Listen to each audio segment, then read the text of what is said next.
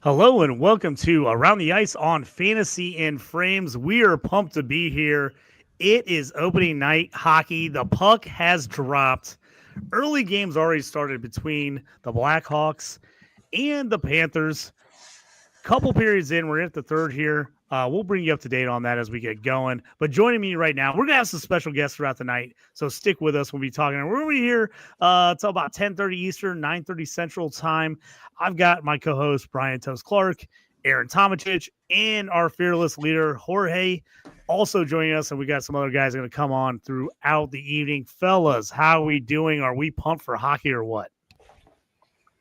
Right now, for me, JT, it's Christmas morning. I've been actually thinking about this for the past 2 months, 3 months. Got through all the fantasy football draft. Didn't really care about those. This is what I really care about. We actually have hockey. We actually have fantasy hockey. We have gambling as well. I can't wait to actually get going tonight. Speaking of that, we are going to get into quickly. We've got 2 later games coming on. We want to get your bets in. So if you're looking to get bets, we are going to jump in to our NHL bets. But before we do that, we want to say thank you to our friends over at Autotown for being tonight's sponsor. Go check out Autotown. Even if you do not live in Illinois, they're located in Champaign, Illinois, but you can get cars all over the country. They will ship to you. They will find you what you want. Anything you need, car, truck, SUV, motorcycle, they can find it all and they can get it to you, or you can pick it up. They do business all over the country. Check them out at autotownonline.com. autotownonline.com. Thanks to Ben Dyer, the owner, our buddy over there at Autotown, for helping us out tonight. And check them out. I've got my last 5 cars from them. They do fantastic work. They take care of you. Great stuff over there. High-end used vehicles, great prices. So check out our friends over there at Autotown in Champaign, Illinois at autotownonline.com. And just remember, you do not have to be in Illinois. They can take care of you all over the country. So check those guys out. Now we got a few, not too long before the second game tonight starts. So let's jump into it, fellas. Let's get into our NHL bets. What are we thinking for of these later games? We're going to talk about betting all night. So let me just put that out. We're going to talk about our bets all night. We did our betting show last week, but we are going to talk about those later on. But before, we want to get the live games in for you tonight. Let's talk about those. What do we got tonight, fellas? All right, JT, I'm going to go ahead and kick us off here. I got 3 bets I want to go with my toast takes tonight. I'm going to save the best for last. Okay, so first, I had a lotto goal parlay of the day, and I like to do those about every single night. This one is at plus 54.53, so a long shot, right? A lotto ticket. But I got Evan Rodriguez for Florida with a goal. Not looking great right now. They're in the third period with 9 minutes left. It's 3-2-4 to lead. Alexis Lafreniere for New York Rangers as well. And then Valerie Nichushkin for Colorado. All 3 of those together at plus 54.53, $5 to win $250.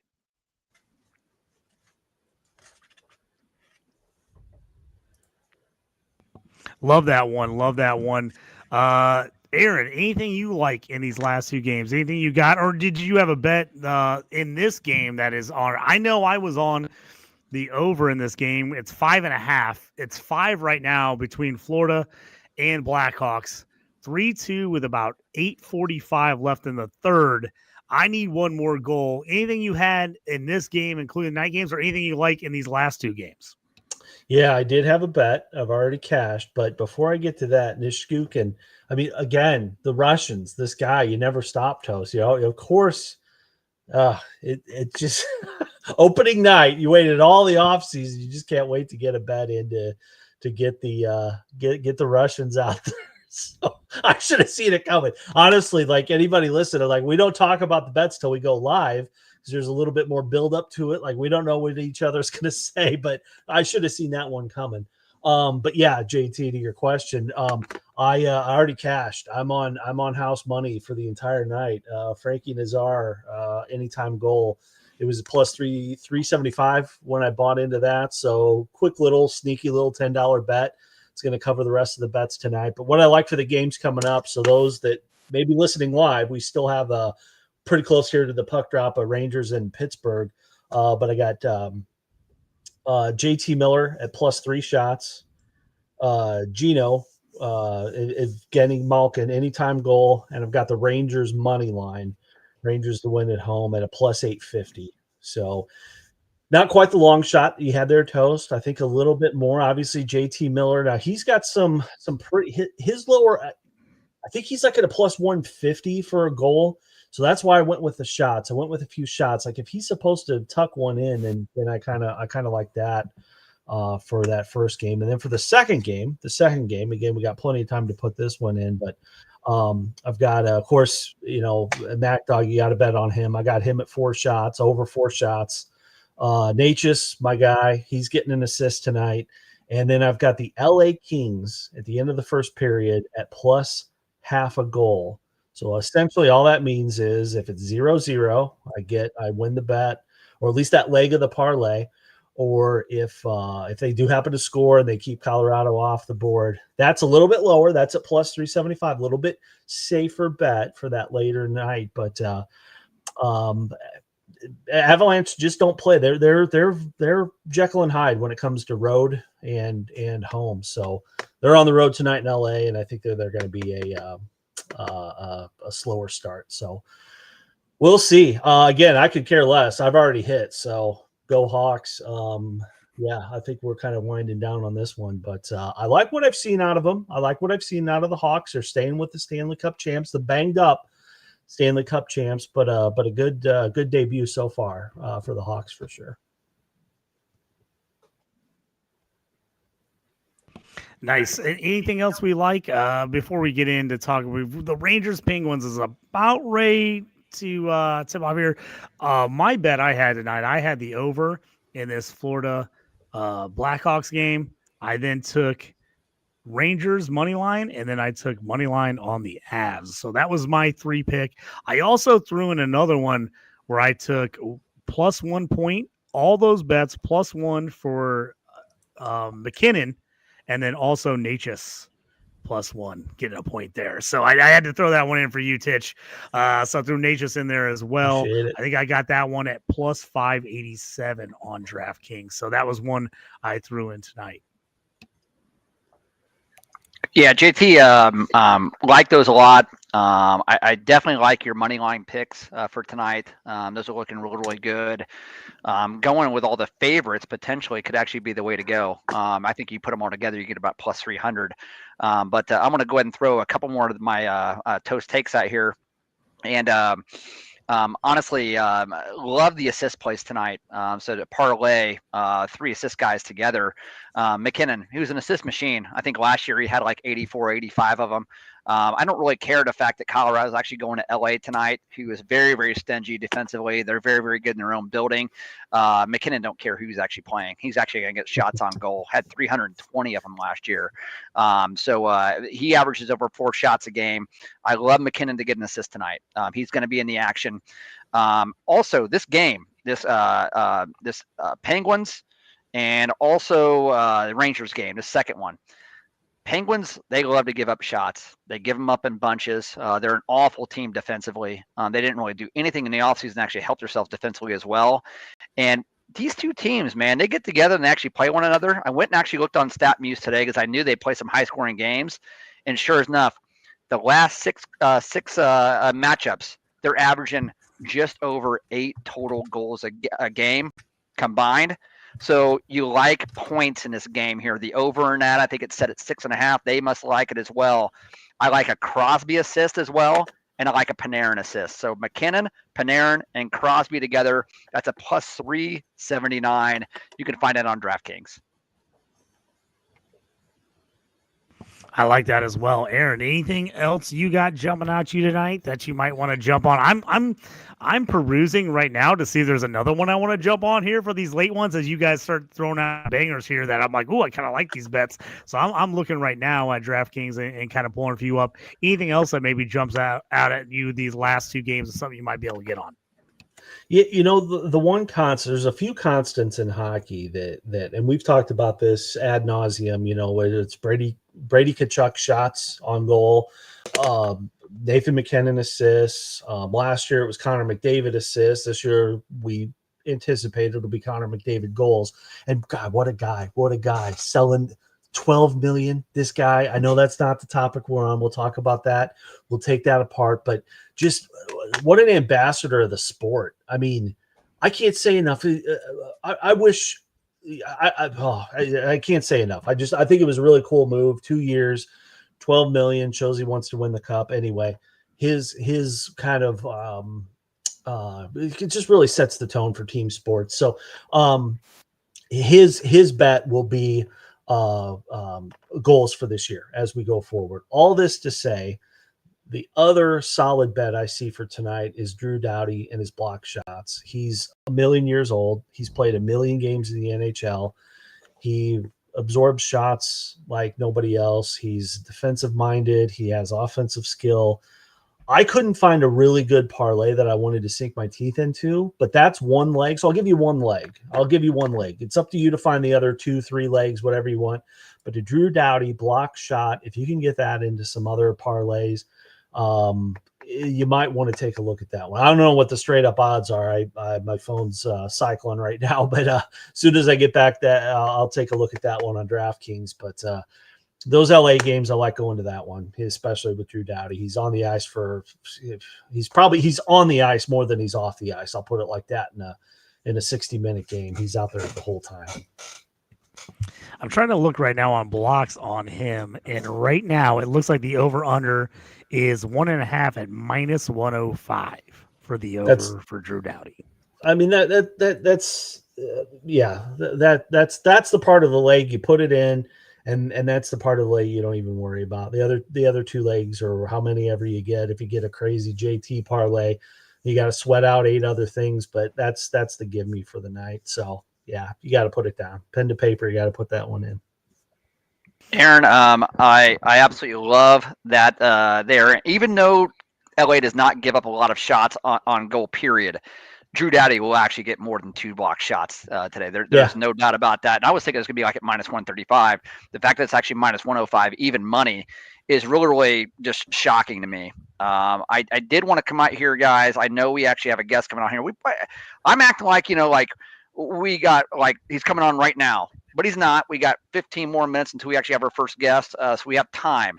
But I'm too excited. I actually have to go ahead and just come out there with the play of the day, the Toast Takes play of the day. All right, and Carter Verhaeghe, 4 shots on goal versus a Hawks team that actually gave up the 3rd most shots in the entire league last year, and they were out without Alex Vlasic tonight. Wouldn't you know, they've actually given up 34, 35 shots on goal so far. They're probably going to end up getting close to 40. Verhaeghe's easily actually got his shots on goal right now. He is actually at 5. So that's already actually hit. The second leg of that is a Cale Makar, 4 shots on goal for Colorado. Now, LA last year gave up the second least amount of shots on goal in the NHL, and especially at home, they'll be real tough. An opportunity for a guy like Makar, who actually shoots from the blue line a lot. I don't see them getting the puck in close and actually getting a ton of shots on goal that way. Lots of long shots, right? Lots of blue line shots. That's where Makar actually is going to come in. So I got Cale Makar at 4 shots as well. So Verhaeghe for 4, Makar for 4 or more. That's plus 524. That you have $15 to win 100. So that is the play of the day. 1 leg down, good. 1 more leg to go. So can I speak on that real quick before you get started? Jump in there, Jorge. So Toast, for everybody who's new to watching the Around the Ice podcast here at Fantasy and Frames, can you tell them a little bit about your Toast takes and when they should expect to see them and where they should expect to see them? Because you drop like almost every single other day or week, like these massive, assists of the day, shots on goal play of the days, 3 lot of leg parlays of the day. Like, when can people expect to get some of these takes from you going forward especially on the FIF Hockey Twitter page?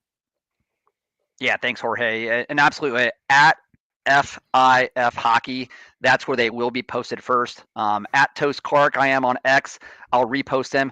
I do those about daily, especially the first half of the season, before I actually happen to get into maybe coaching track and other things, and I'll do them maybe 3-4 times a week. But early in the season, every day, usually I'll post those somewhere around 5 Eastern, 4 Central, and we had those 6 o'clock starts. And sometimes we'll even have a early game or an early slate segment and a later game, the West Coast segment as well, where I'll do 2 toast takes. So that's when they expected, though, around 5 o'clock Eastern, 4 o'clock Central every day. No, folks, these calls hit like nobody's business, and so it's very awesome that Toast takes the time to put out these every single day and help everybody at the NHL betting circle. I do have a couple of fantasy hockey questions. I know we were just on betting, but I just kind of wanted to jump into. Jorge, real quick before we jump into the fantasy hockey questions, I've got a bet I just cooked up here. Ooh. Just in case anybody wants to get on it before these games start, and then we'll jump in there. I've got two pick parlays combined. I've got Sidney Crosby 3+ shots, Mika Zibanejad 2+ shots, Cale Makar 3+ shots, Nathan McGlynn 2+ assists. Right now, you can get that at plus 1220 on DraftKings. A $10 bet wins you 132. Plus 1220. I'll give that to you again. Crosby 3+ shots, Zibanejad 2+ shots, 3+ shots for Cole Makar, and 2 assists for Nathan McGlynn. Nice. That actually passes the common sense test, I will say, for that parlay. If you're going to put one together, statistics will actually back that up. Anything that actually happened on opening night, but I do like that a lot, JT. All right, Jorge, give us what you got. Fantasy questions. Yeah, so you guys are bringing up Makar a lot, and so a lot of the things I saw heading into fantasy season, and for those who don't know, this is my first year playing fantasy hockey, so I'm definitely the newbie in the group, so pardon my ignorance here. Just put me in the penalty box whenever I say something stupid, aka behind the stage, so nobody can see me on screen. So Makar was somebody that I was saying, even though he's a defenseman, was being touted as somebody who, of all the defensemen in all of fantasy hockey, if you were going to take a defenseman in the first round, this is the guy that you would have done it. Do you all agree with that, or do you think that's still too rich for a defenseman, even though Makar is like one of the best ones out there? Aaron. Yeah, 100%. So there's one guy in the league that plays a position, but he really scores like a different position. That's Cale Makar. Cale Makar scores like a forward. He scores like a first-line center. His ability, his talent, I think, and again, it's going to just totally isolate any Boston fans, but I think he'll surpass Bobby Orr as best defenseman of all time, as crazy as that is. But I mean, Bobby Orr, he's always going to, it's like saying that, did anybody really pass Gordie Howe? No, he's still legendary, he's still on Mount Rushmore, all that stuff. But I think statistically he'll pass. Yes. So short answer is yes. Long answer is what I just said. But yeah, he's outstanding and he's fun to watch. There was a move he put on the Blackhawks, I want to say probably 3-4 seasons ago. It was an overtime goal. It's just like he moved on the ice like I've never seen. Kind of half spinorama, half fake out, just totally broke about 4 players' knees, went around and put it in for the winner. So, yeah. I don't know who ended up getting him, but if you did, actually, Jorge, you say that you were the first one. You had a pretty solid team, I gotta say. Thank you. I don't know what you're using for your source or your everything. research. Everything. Well, everything. You pulled it off. Because you got a heck of a team. Thank you. So I asked Toast, do you have any like resources? And the next thing you know, I get like 8 text message chains of like, these are the resources to go to. So like on Saturday and then the day of the draft, I'm happy. Thank you, Toast, because I literally have like one. So I have like my one monitor here and I got the screen right here and I have like 8 tabs of hockey resources on both. And I'm just like Neo in the Matrix. Like I just want to be I am the internet. I am surfing all this stuff. Speaking of another player I was surfing on, talking about was Jackson Lacombe. Did I say that correctly? For the Anaheim Ducks, who just signed the 8-year, $72 million deal. Is he somebody who's like one of those up and coming defensemen that you definitely want to get on board and see whether or not he, fully breaks out, or do you think he's already had his breakout, which is why they rewarded him with such a lucrative deal? Yeah, not a breakout yet, but he's going to break out. So I think this year, I think most projections have him projected for 60 points. Plus Anaheim, if you actually look at Anaheim, man, they have a ton of young forwards. This is a team on the rise. You get Quenneville there as a coach. They're actually going to be very, very competitive. This is going to be a really, really good team eventually. They got one of the 3 or 4 best farm systems in all of hockey as well, and Lacomb's a big part of that. Did I see a $9 million AAV actually coming? I don't think anybody really saw that, but we'll talk about the cap, especially when we actually have some of our guests on. The cap is actually going up, and it's going up significantly.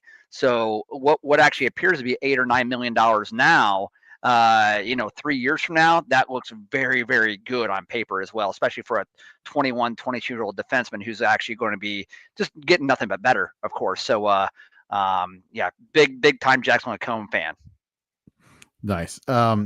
So to wrap things up before I jump off screen and stop interrupting you guys, I just want people to know that my first matchup out of all the people I could have been taking on my first week is Mr. JT Orange up there. And so my being I'm going back to my Washington Capitals roots here with the Screaming Eagle jersey on. And so I remember watching hockey and being a fan of hockey back when Dale Hunter was the captain of the Capitals back in the mid 90s. And so my avatar is Dale Hunter and my team name is Hunting for the Cup. I won't say what JT's team name is because it's classically something that we'll wait till the 10 o'clock hour to talk about it. Not at 7 o'clock, 8 o'clock, but I am currently at 0.5 points to his 0. And I feel very confident that is probably going to not last much longer. And it's going to be very lopsided as the evening and week goes on. But I'm going to take my victory lap now that at least for the first few hours of the NHL season here in 2025, I'm in the lead. So there we go. Hey, you're ahead of me now. I gotta make a comeback. Gotta get my team together, talk to them. Gotta get together. Just to say this, 108 left here in the third, 3-2 Florida. I've got the over 5.5 goals here. They just pulled Spencer Knight. Oh, and then they sent him back in. Toast, what is going on here? They pulled Spencer Knight. It looked like it was going to be an empty net, and now they're sending him back in. I need a goal here, folks. I need a goal to keep this thing going, so we'll keep an eye on here. But, Jorge, love to play you in the first round. I love the jersey. I was going to say, they've been coming out with a couple specialty jerseys. They got the new red Screaming Eagle jersey for the Caps. Oh, my gosh, that thing is phenomenal. I absolutely love that jersey. So I actually found in my closet my old white Screaming Eagle jersey, and it even has a pin for former Cap Brendan Witt. I don't know if you guys ever remember Brendan Witt. That's fantastic. So I have this luck charm, and I was like, I had the white jersey. I never had the blue jersey, and so I'm a big eBay fan, going and getting retro things. Yeah, I'm not getting that. That's a little bit too out of my price range right there to get that blue Screaming Eagle jersey. But if Fanatics, if you're listening, if you ever decide to come back and throw that one out there, this guy's got you. So just wanted to put that out there into the universe, put that into the ether, and hope that actually works out well. But look, no, guys, I'll jump in here and there. You guys do a great job here on Around the Ice, and I know everybody's super excited for opening night and all the different games we got going on. And folks who are watching, seriously, if you're not following at FIF Hockey, do so. If you're not following everybody here on screen at their Twitter handles, do so. Reach out to them, ask them questions. I mean, if you're following us over on YouTube, hit that subscribe button and notification bell at FIF Hockey. These gentlemen do a great job each and every week. So thank you guys, and I'll see you guys in a little bit. Thanks, Appreciate it, Jorge. Feel free to jump back in anytime over the next couple hours. Sounds good. And our first game has gone final, folks. 3-2. Florida holds on. Before we bring on our guests, let's just talk about this game real quick here, Toast. The Blackhawks really staying in this game. I missed my bet with the over 5.5, but this was a surprising showing against the two-time defending champs. So it was a really, really bad first period by the Hawks, and we'll actually cover this a little bit more later on. But man, very, very sloppy. They really tightened it up in the second and third period. A 3-2 final for Florida actually wins it there. Not bad showing for the Hawks. I know they actually would have died to actually get a point there. That would have been great. Spencer Knight stood on his head tonight. He was unbelievable.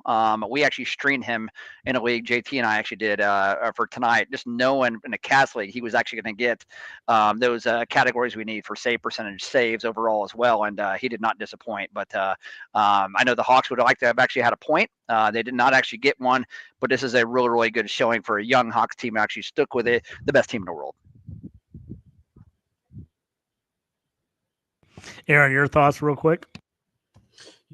Yeah, I mean, I think Toast said it all. A better showing than what I thought. The first period, not great, and I had that kind of stomach punch feel, like this is going to be another long season. Still will be a long season, but not as bad as I thought. Way to keep up with the banged up champs. I'll take it.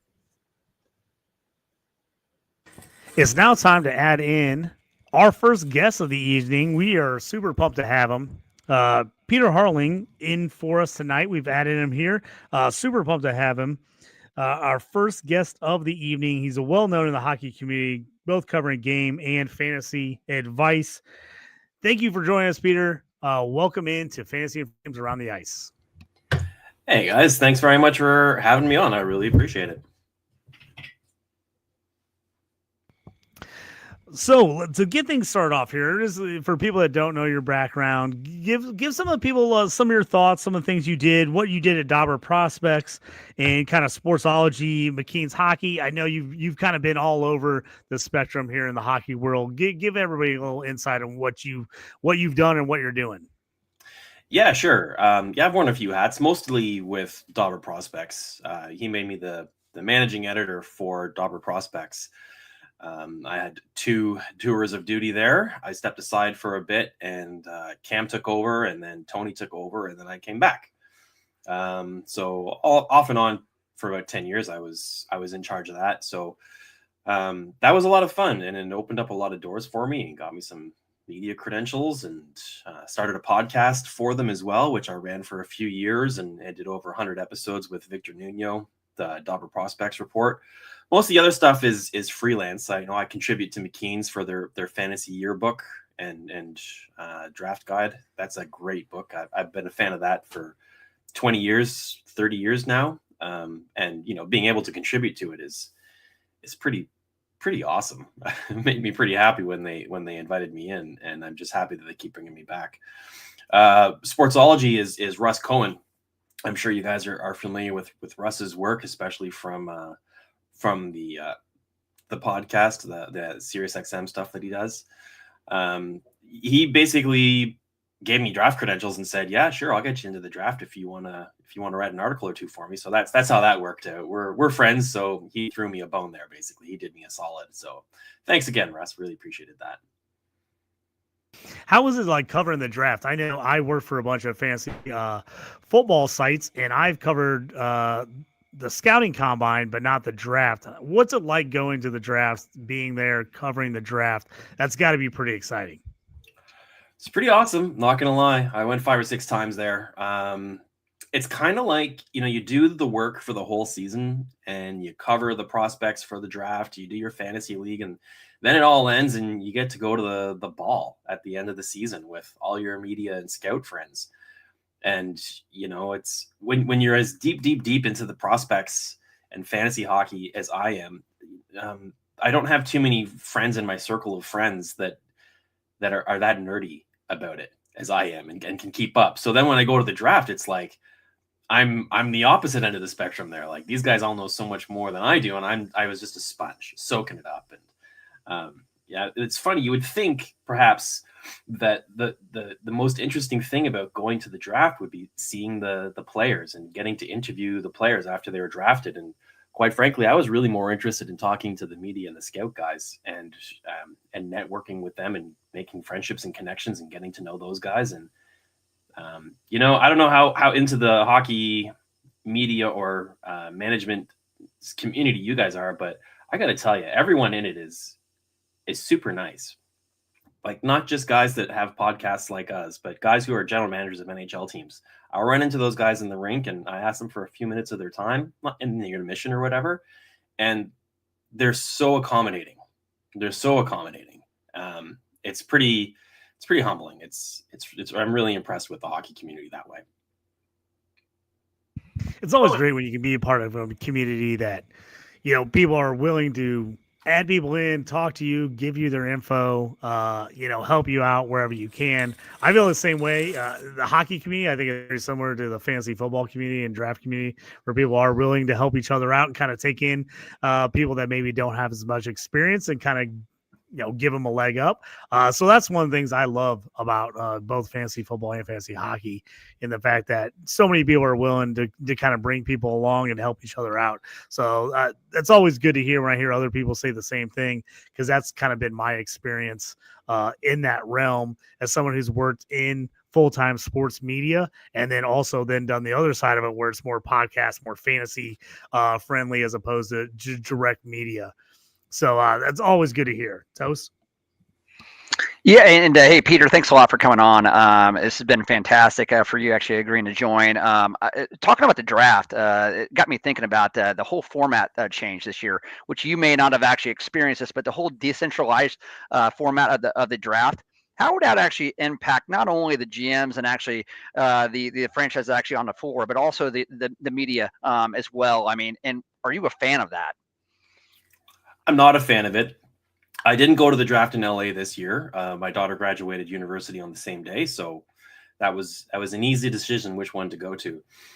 So I think a lot of it stemmed from the draft in Nashville, where it was a bit of chaos getting out of the Nashville airport, and there were delays, there was weather, the airport was packed, and everyone was sitting around waiting for hours for their flight. And the NHL teams were, I think, starting to sweat a little bit because free agency was it was just a couple hours away. It's coming around the corner. So that had a lot to do with why they decentralized it. And I don't want to suspect cost savings because these guys shouldn't be worried about that, but that might have had a part to do with it too. For guys like me that go to the draft, it didn't really change much. I mean, you don't have a lot of access to the team management and scouts. They're on the draft floor, and you need a different kind of credential to get onto the draft floor and walk between the tables where the teams are. You can get into the media row, the media risers, and you can get into the podiums for interviews with the players when they're picked. And then when the draft is over, team executives come around and meet with media members and are on the podium. So you do have a little bit of access to them. But other than that, it didn't really change much. I think they tried to make it a more made-for-TV event, and by having all the teams in their home base, they tried and failed to incorporate them more into the production, into the show, and there was some technical difficulties a couple of times that were really painful to watch. So I'm not sure which way they're going to go in the future. I hope they go back to doing it old school, because that's kind of something that's unique to hockey. And it's a very special event, and I love going to the draft. It's an amazing experience. Yeah, and Peter, setting aside the technical difficulties, which like you said, were super painful to watch, very, very embarrassing, pretty uncomfortable to actually watch. You hit it right on the head with. That was hockey, their draft niche. It was very, very unique to them to actually have everybody there in the room. You wonder in the event that maybe a GM gets up or an assistant GM gets up and they're moving around, is there some chatter going on? You might be able to see some of that as just being a viewer on TV. It was just really unique, really good format. I'm with you. I think if they're smart, they'll go back to that. That it was a pretty easy decision to maybe axe that and go back. But switching from the draft and actually coming over, maybe putting your fantasy hat on as a fan, like we are, right? Out of your street clothes, and actually now you may be actually out of the game of hockey here for a moment. I have a feeling you probably actually won't be out there actually too long, either by choice or whatever it may be. Talk fantasy. So as a GM of a fantasy league, we're in a categories league with you, the Dauber Prospect League as well. I think you're the Kingston Raiders, right? That's your team? Yeah. So that being a categories league, but I want to ask you, what's your favorite format you like? I mean, if you were going to start up a league, do you actually like to do head-to-head? Do you like categories? What platform do you actually like? ESPN, Fantrax, Yahoo? Maybe talk about that a little bit. Well, the platform would be Fantrax all the way. I'm a really big fan of their interface and the offerings that they provide, and it's for my money the only choice really. In terms of how would I set the format up, that's a great question, and it kind of depends on what's my goal here. Is it a league with my friends? Is it a league to help promote my podcast and the site and increase listener engagement? Is it to try and win some money and win a prize? So basically, my favorite pool that I'm in is, I think it's 24 teams with a full roster and a full minor league team as well. And it's a hard salary cap. So if you have a player on your team that is not living up to his salary, you can't just drop him. You have to buy him out or trade him. So that really adds a dynamic to it that I particularly love. And I don't think I would enjoy a hockey pool that didn't have that unless it was with just my buddies. It was just a redraft every year. We get together at a cottage in October, play some poker, drink some beers, and do a draft. But for a big online league, it's got to be big. It's got to be deep. It's got to have prospects, and it's got to have bangers categories. Because if you're going that deep, like, your bottom 6 guys and your second pairing D are useless if you're not counting hits and block shots or special team, whatever. Like, you got to have something for them there that gives value to a player like Arbor Jackeye. So that's kind of my thoughts on Dynasty setup in a nutshell. Yeah, Toast, me and you are in Sour Crap League. We are big fans of the Bangers Leagues. Our home league's a big Bangers League. We want to make all those guys valuable, keep those defensemen around. So talk a little bit about that as well, Toast, add on to what Peter said. Yeah. So you get to the point now where, how many defensemen are there that actually play like forwards in the NHL? You may have 7, 8, right, that you really, really trust, that actually those power play 1 quarterbacks, the guys that actually can dry play, also defend, but not only they can score somewhat, like a winger, like a center as well. There's just a handful. And then most leagues are actually starting 4, right? So if you start 4 defensemen, and heck, I'm in some leagues where I actually start 6 defensemen. You got to make these guys valuable to the point where you want to actually play them and make the pool deep, right? So we really started implementing at least 0.3 points for a block, 0.3 points for a hit, and maybe even 0.2 for PEM as well, just to bring these guys up a little bit and actually make the pool that much more valuable.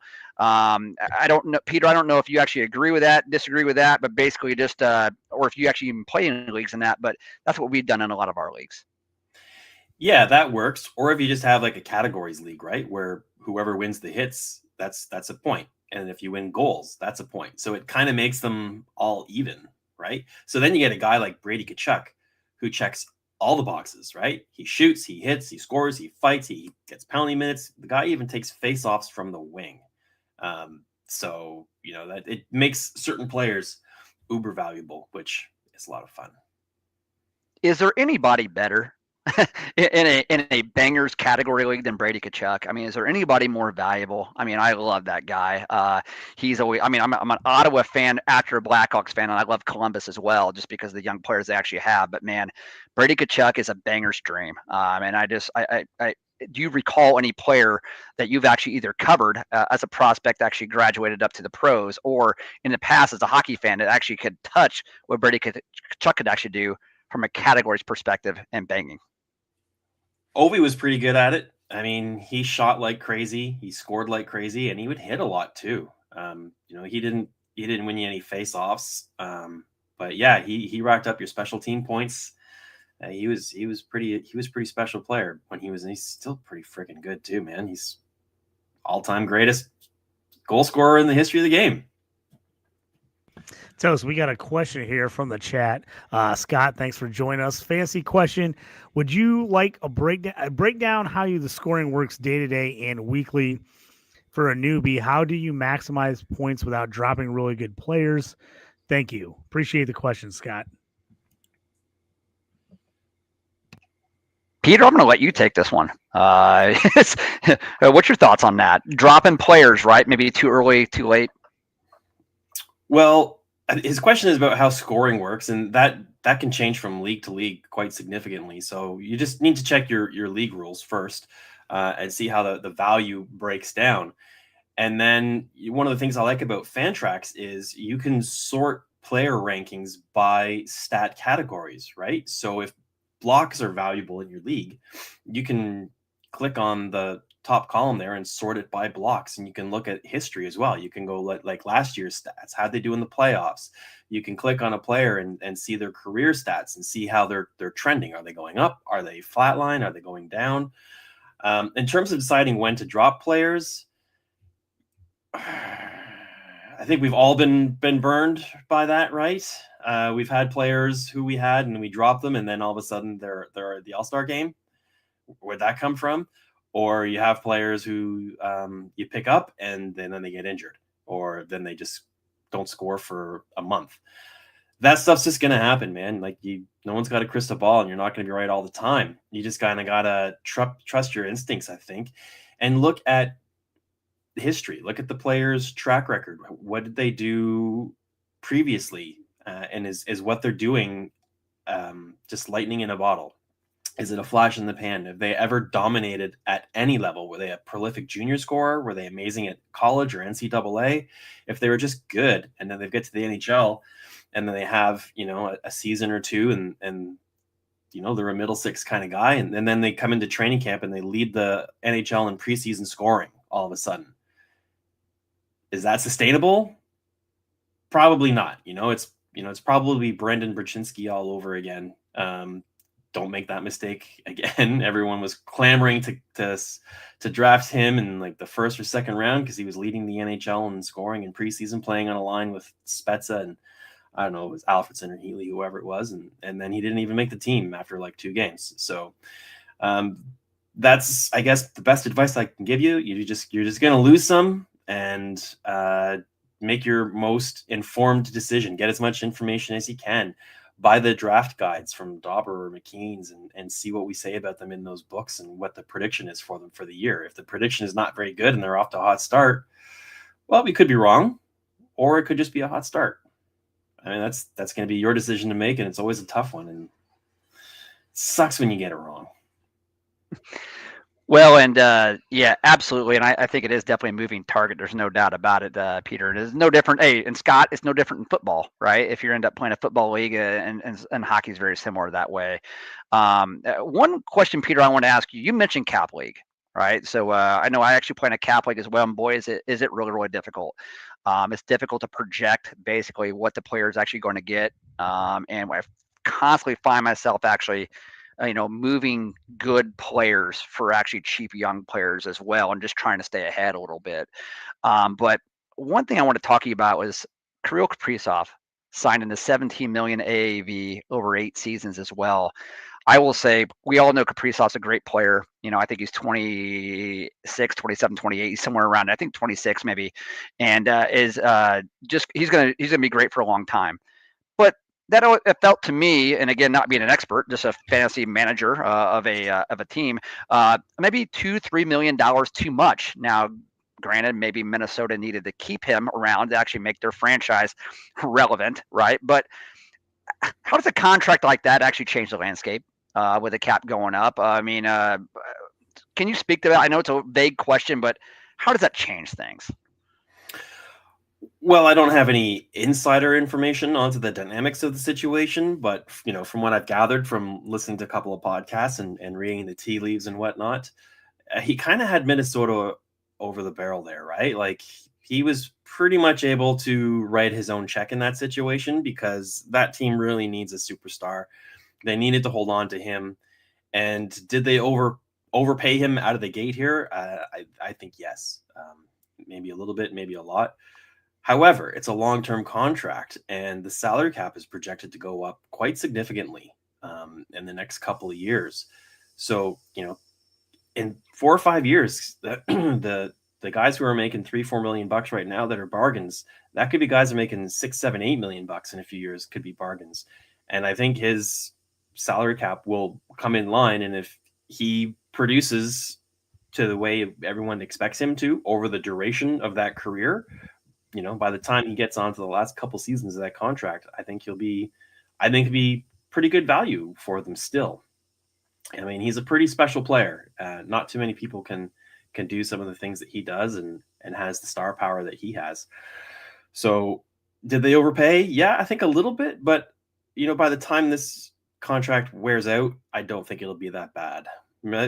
Bobrovsky was the same thing, right? Like when Florida signed him, everyone was just like, whoa, that is way too much money. You are going to rue the day you signed that contract, and that is going to end badly. Well, 2 Stanley Cups later, I think they're just fine with that contract. Just fine. The interesting thing about that Bobrovsky contract is if I remember right, they signed him to the $10 million deal, and then they drafted Spencer Knight 13th overall. So it was just interesting how that actually all played out. I think that was as soon as Quinville actually came over and actually joined Florida as well. I'm gonna.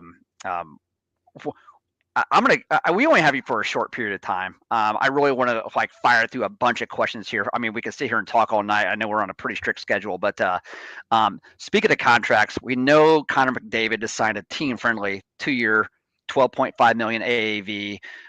Obviously, I think a lot of McDavid doing that, considering he could have just did the $20.8 million, whatever it may be on the cap, and actually had done the max deal, like the basketball max deal. But talking about maybe McDavid but McDavid and McKinnon. McDavid and McKinnon had never really in the past actually been a debate on who's going to be number 1 overall in, let's say, head-to-head drafts and redraft leagues. But now there's a lot of league managers coming in and actually saying, I prefer McKinnon. And I can understand that maybe in a Cats league where he does a little bit of everything. But give me your thoughts. What do you actually like? McDavid, McKinnon, can you not go wrong? Is it a little too early to start having McDavid actually go number 2 overall in a lot of these drafts? Well, you can't go wrong with either of those guys. They're both beauties. In a cap league, though, McDavid signing at $12 million, like fantasy owners in cap leagues of McDavid, they can't believe what they see here. It's like, what do you mean he's only signed for $12 million? You're missing you got the first digit wrong. It should be 22 or something like that. Like, this is crazy. So in a cap league, it's McDavid all day long. In a multi-cat league where you're counting other categories, I think McKinnon has a bit of an edge on him in some of the other categories. But I mean, McDavid is still so elite. I think his offensive upside is untouched by anyone in the league. Goals, assists, power play points, shorthanded points. He's got so much speed. He's deadly in all situations. He'll win face-offs. He doesn't throw a lot of hits or block a lot of shots. But I mean, if you own McDavid in your fantasy league and you're watching an Oilers game and you see him do the swan flamingo move in front of a defenseman taking a slap shot, you're yelling at your TV saying, "Get the F out of the way, buddy. Don't let that hit your ankle." So you don't want him blocking shots, man. You're okay with him having no blocked shots. Yeah, Peter, I'm going to pass it over to JT here in a second. I want to ask you real quick why I have you. McDavid actually come out and said he wanted to be more of a shooter this year. And you remember a couple years ago where he actually put up over 60. So when I hear the best player in the world actually come out and say that, I'm taking notice. I think he's going to shoot a lot more. I think he's going to score a lot more goals. Over 38.5 on DraftKings at -110 for the season. I just think that's an absolute steal. Are you maybe taking out a loan and putting a little bit of money down on that? 38 goals on the season for McDavid? Yeah. I'm taking the over. Absolutely. It's a very, very, very low number. I just can't believe 38.5 at -115 on DraftKings. Yeah. Especially when the best player in the world, said he's going to shoot the puck. He's going to shoot the puck. If he's healthy, it's over all day long. Yeah, we loved it. We in our NHL preseason bet show last week. We had toast. We were on over McDavid on almost everything because we're like these numbers are too nice for what you can get for him. Just Peter, before we let you go, I want to talk a little bit about fantasy draft strategy. How does your strategy change depending on leagues? Obviously, big difference between a redraft, a dynasty, a salary cap, a head-to-head, and even categories league. Let's start with a little head-to-head because we know a lot of people, especially we've got a listeners league this year for a lot of newbies, some people that want to get into hockey, haven't done it before. Kind of what are some of your strategies you kind of look at when you're looking at head-to-head leagues, whether it's redraft or dynasty? Well, the scoring format has a lot to do on it, right? Like head-to-head is one thing, but what are your scoring categories? Typically, I would let defense and goalies slide for a little bit, and you look at what are the positions that are more valuable, right? Like centers, because if you're a multi-cat, they're going to get you the face-off win category too. If you have multi-positional players, that is something else that will tend to be very attractive to me. If you've got a bench of 4 or 5 guys and you're setting your roster every day, and you got a guy who can play center, left wing, right wing, you can interchange him in and out of different positions and bump out guys who aren't playing that day and keep a maximum number of players playing every night. There's a tremendous amount of value in that. But yeah, mostly I guess you just need to study your scoring categories and figure out what players match up with your categories, your stat categories the best.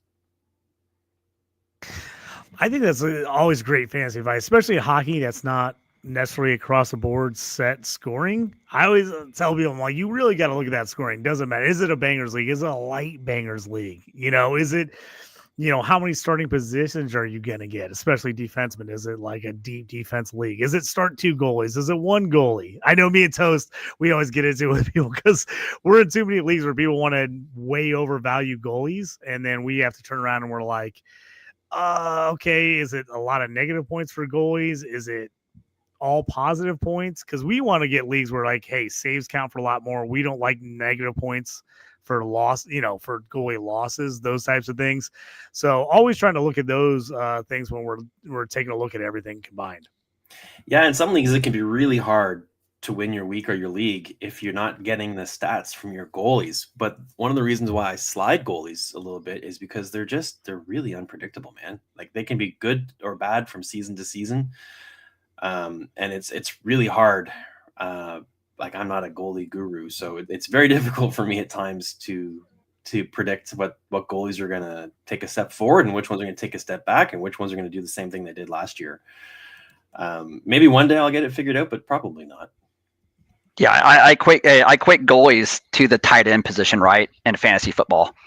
There's maybe 3 or 4 that are very, very reliable year in, year out. Your Hellebucks, your Vasilevskis, even Shesterkins and Ottingers. They play all the great teams are going to get a bunch of wins. But after that, it's just, like you said, very unpredictable. It's the tight end position. I mean, we're always kind of, unfortunately, fantasy hockey takes a back seat to fantasy football, especially like where we're at, basically in central Illinois.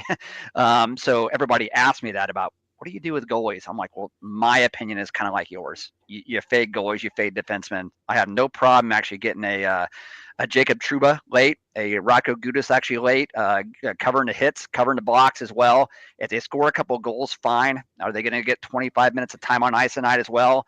That's great as well. And you're just taking that chance, right? Because you'd just rather get them skaters and then forwards, which I noticed this year. I don't know how many redraft leagues you did, but left wingers tend to actually be a little bit thinner this year than I remember. I always remember right wingers being thin, but this year the left wing category just kind of falls off. Yeah. Another thing about goalies is they don't play in a vacuum. They're very team dependent. So if you've got a goalie who gets traded and goes from a crap team to a good team, you could see a real spike, or vice versa. If he goes to Florida, or it's not from Florida to Chicago, then that could be bad news. Sorry. Hey, I was gonna say, is there anybody you are liking as far as young guys coming up fantasy that we need to keep an eye on? Oh yeah, always. I mean, Lane Hudson set the NHL on fire last year. He's got a brother coming up in Washington's system who's looks every bit as good as his brother. And then Zane Parekh could be the Flames power play quarterback as soon as next week. He's got a lot of offensive potential. So there's a couple of defensemen that are coming up.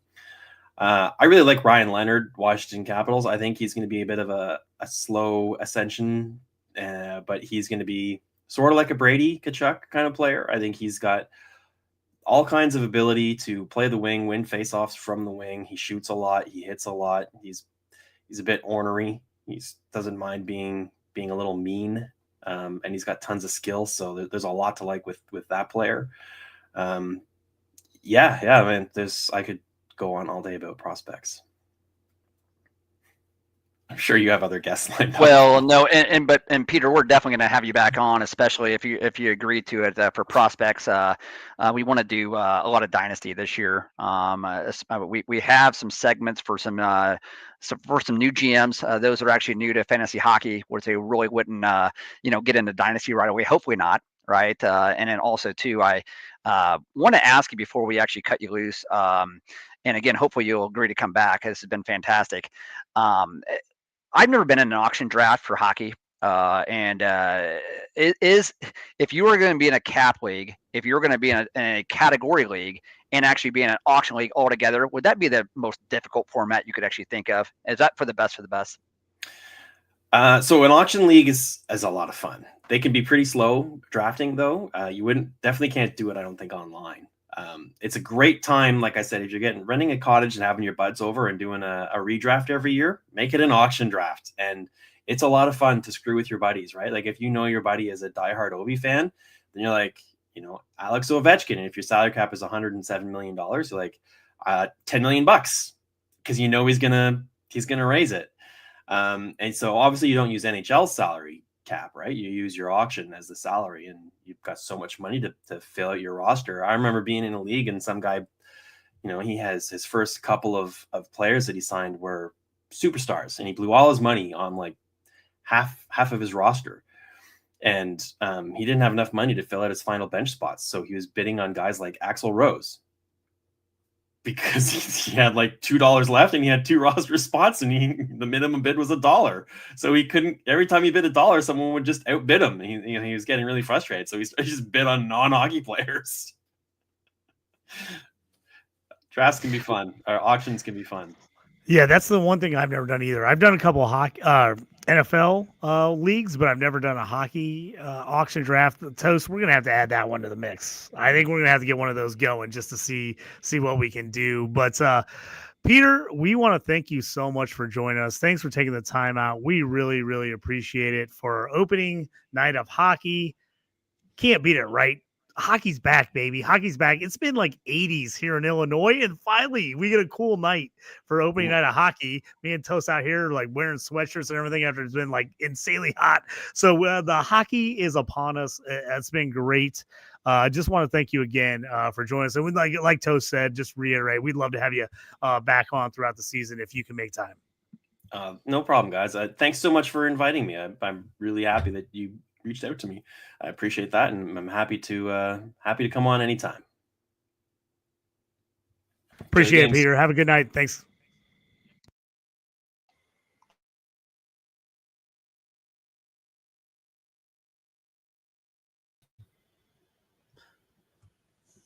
All right.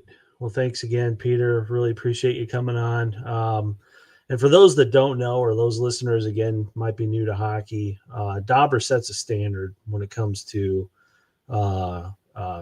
fantasy, to just talent evaluation, up-and-comers. Definitely have to have Peter on again as former managing editor to find out what just kind of the thought process and what he does, what he puts into the there's so many formulas and stuff with Dauber. Again, you can just get lost in what's available on that website. So it's pretty impressive. It's a good read, and it's good stuff. It's always up to date, and it's really the go-to source. Yeah, I was honestly, when I had an agreement here for Peter to come on and visit with us and give us a lot of his knowledge. He was a Dauber prospects for years, and just again very well known around the community of hockey, fantasy hockey for sure as well. And as we have him back on, he would be a great resource for Dynasty, especially all those prospects as well. Still have to kind of pinch myself here a little bit, like we had Peter Harling on. So it's fun, a whole lot of fun. We know what the hell, even a little bit more fun here is the fact that Pittsburgh and the Rangers here, a little bit of a slow start in this game. 6 shots for Pittsburgh, 4 to Rangers. I'm looking for assists from Crosby, from Panarin as well. And give Pittsburgh credit so far. This is a team that could not actually shut down offenses, gave up a whole lot of shots on goal last year. And here they are actually only giving up 4 to New York Rangers with 14 minutes actually gone here in the first period. Yeah. I mean, perfect timing for our resident Caps fan to jump on. If I'm a Caps fan, I'm loving this because these two guys, these teams look terrible. They, yeah, no, I'm good with that. I think you got a playoff spot here if this is any indication of what the season's going to do. But it's a snooze fest of a game thus far. So for me, I being the Caps fan, Pittsburgh just like too many heartbreaks. I remember back in the mid 90s there was like a 6 overtime game in the playoffs and somebody finally got the puck past Olaf Kolzig, Ole the goalie, and that, I mean, to be up until like 2:00 in the morning and then that's how you end up losing. And then the Rangers, in the 2000s would always have the Caps number in the second round. And for me, though, you're seeing these two teams and hearing, Toast, what you were talking about, how the Pittsburgh's defense is just not what we like to call good, or you guys like to call good in the fantasy hockey space or in the NHL hockey space. Yes, to answer your question, Aaron, yeah, I'm very happy that these two teams are where they're at. For me, though, for being the Caps fan, my concern has always been not, at least I guess in recent years, has been not just making the playoffs, but like advancing through the playoffs. Like they had that one good run in 2018 when they won the cup, right? Where they finally got past Pittsburgh, their arch nemesis, where they finally got to the cup, and then they I want to say they redeemed themselves from the Detroit series back in the day, even though that wasn't really redemption, but it felt like it took them forever to get back to the Stanley Cup Finals, and once they finally did, the Caps capitalized on it. See what it did there. So yes, to answer your question, very happy these two teams suck. Very happy. Yeah, Jorge, what I would actually say is if you want to equate Pittsburgh defense in the past to maybe an NFL team, they're the Cowboys. Okay, they're the Cowboys defense. And they're playing a lot better than what a Cowboys defense would actually play tonight here. Again, 5 shots on goal from the Rangers. That's crazy. Or maybe even the Cincinnati Bengals right now, right? So Gotcha.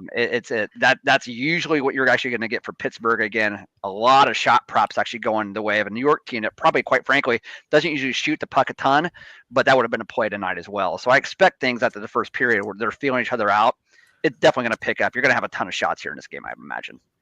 So now I know for, when we're looking at ADPs, and that's one of the things that a lot of fantasy managers and fantasy hockey, obviously we do our research. We look at the rankings at various places. We check out stats. We look at years of consistency at different metrics, but using ESPN, because that's what we did for the Around the Ice Listeners League that you guys put on.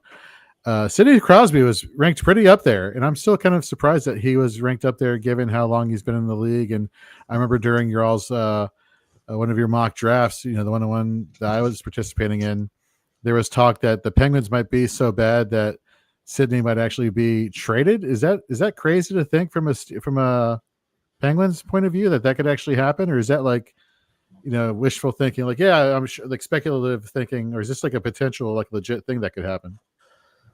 I go back and forth on this. Actually, another pod, we've referenced them a million times, number one hockey pod out there, Spit and Chicklets. They kind of took a deep dive into this they dropped an episode yesterday, and they were talking about this, like Montreal. They're the kind of flavor of the month for the Sid Crosby sweepstakes. Last year was Colorado. My honest answer, I don't think he goes anywhere. I think he retires a Penguin. He's wrapped up in the community. I think there's I'm not going to say it's some controversy or something like that, but there's got to be some kind of incentive for maybe down the road team ownership or something. I don't know, or who knows? Maybe a Lemieux deal, maybe. Yeah, exactly right. And they set the standard for that, right? The player / owner was Lemieux. So why not? Why not have this be this next version of that? So I just don't see him go there. And the dude is so superstitious. He's so superstitious. 8/7 is when he was born. The August 7th, whatever year it was. I don't even want to say the year because I'm probably 20 years older than him. But and we're talking about how old he is, and I'm 20 years. No, but like he's been in the league a lot. I mean, it's been a while. Yeah, yeah, it is, and he's so wrapped up in that. And like, there's other little things that he does, routines, meals. You name the superstition, this guy seems to have it. So I think just getting over, like, he knows that city, that town, that community, that team. the schedule. He probably runs the show. He probably, it's all very comforting. That said, you never know when that championship bug is going to bite. You don't know. You look at players like Ray Bork. You look at players like Chris Chelios. You look at these long-time NHL guys that were kind of winded down. Where'd they go? They went to Contenders and they won that. For Ray Bork, it was a one-time thing. It was the only cup. For Chelios, it was, another one, but you just don't know. And that could happen. And that'd be the only way I'd say he's out of town. I'd never in a million years predict what team it is, but it would definitely have to be a contender, and it'd have to be somewhere where he's got, I don't know. He's got a pretty solid shot, I think, for him to kind of pack up the family and move. Not to go down nostalgia lane, but because that's what I'm good for. But you mentioned Ray Bork. Like, to this day, that series against the Devils where he finally, where they finally won the cup, the Avalanche, that is. And then I still remember the announcer on the ESPN call where he's like, Ray Bork, it was something like it was like some famous call. Like, the cup is yours, or finally Ray Bork has got the cup, and he hoists that thing up. And I'm just like, I had like zero investment in Ray Bork as a Bruin. I was all about it when he got traded, and all about following the Avalanche that year when they went against the Devils, the defending champs, I think they were, and beat them in Game 7 in Colorado. So yeah, Ray Bork, that's throwing it back there. Yeah.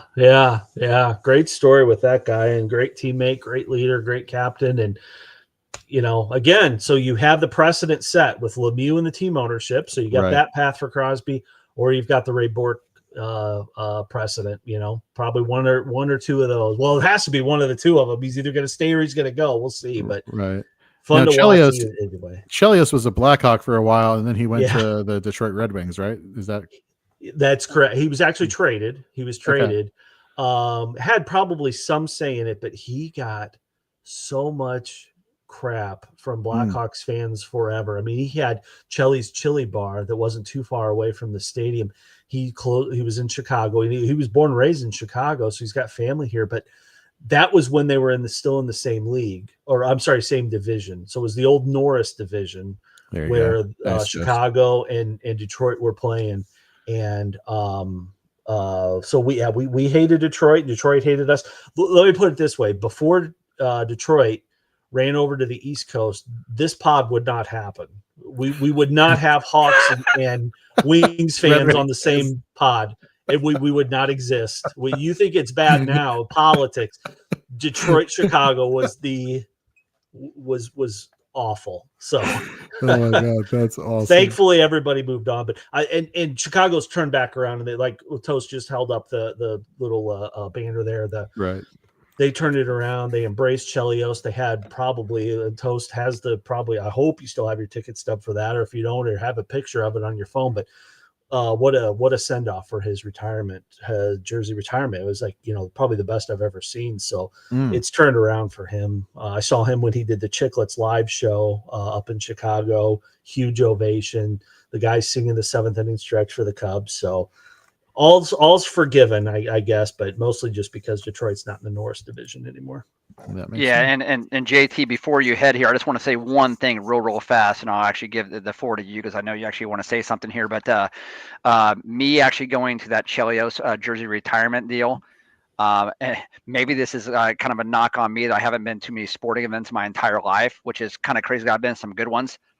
Best sporting event I've ever been to my entire life. And I haven't never been in any championship games as far as the Game 7s and stuff like this, but they did it right, man. And he's a Blackhawk. That's just a lot of pride there. And the way they sent him off in this like 90s up style video and montage he actually did for him, it was just so freaking cool.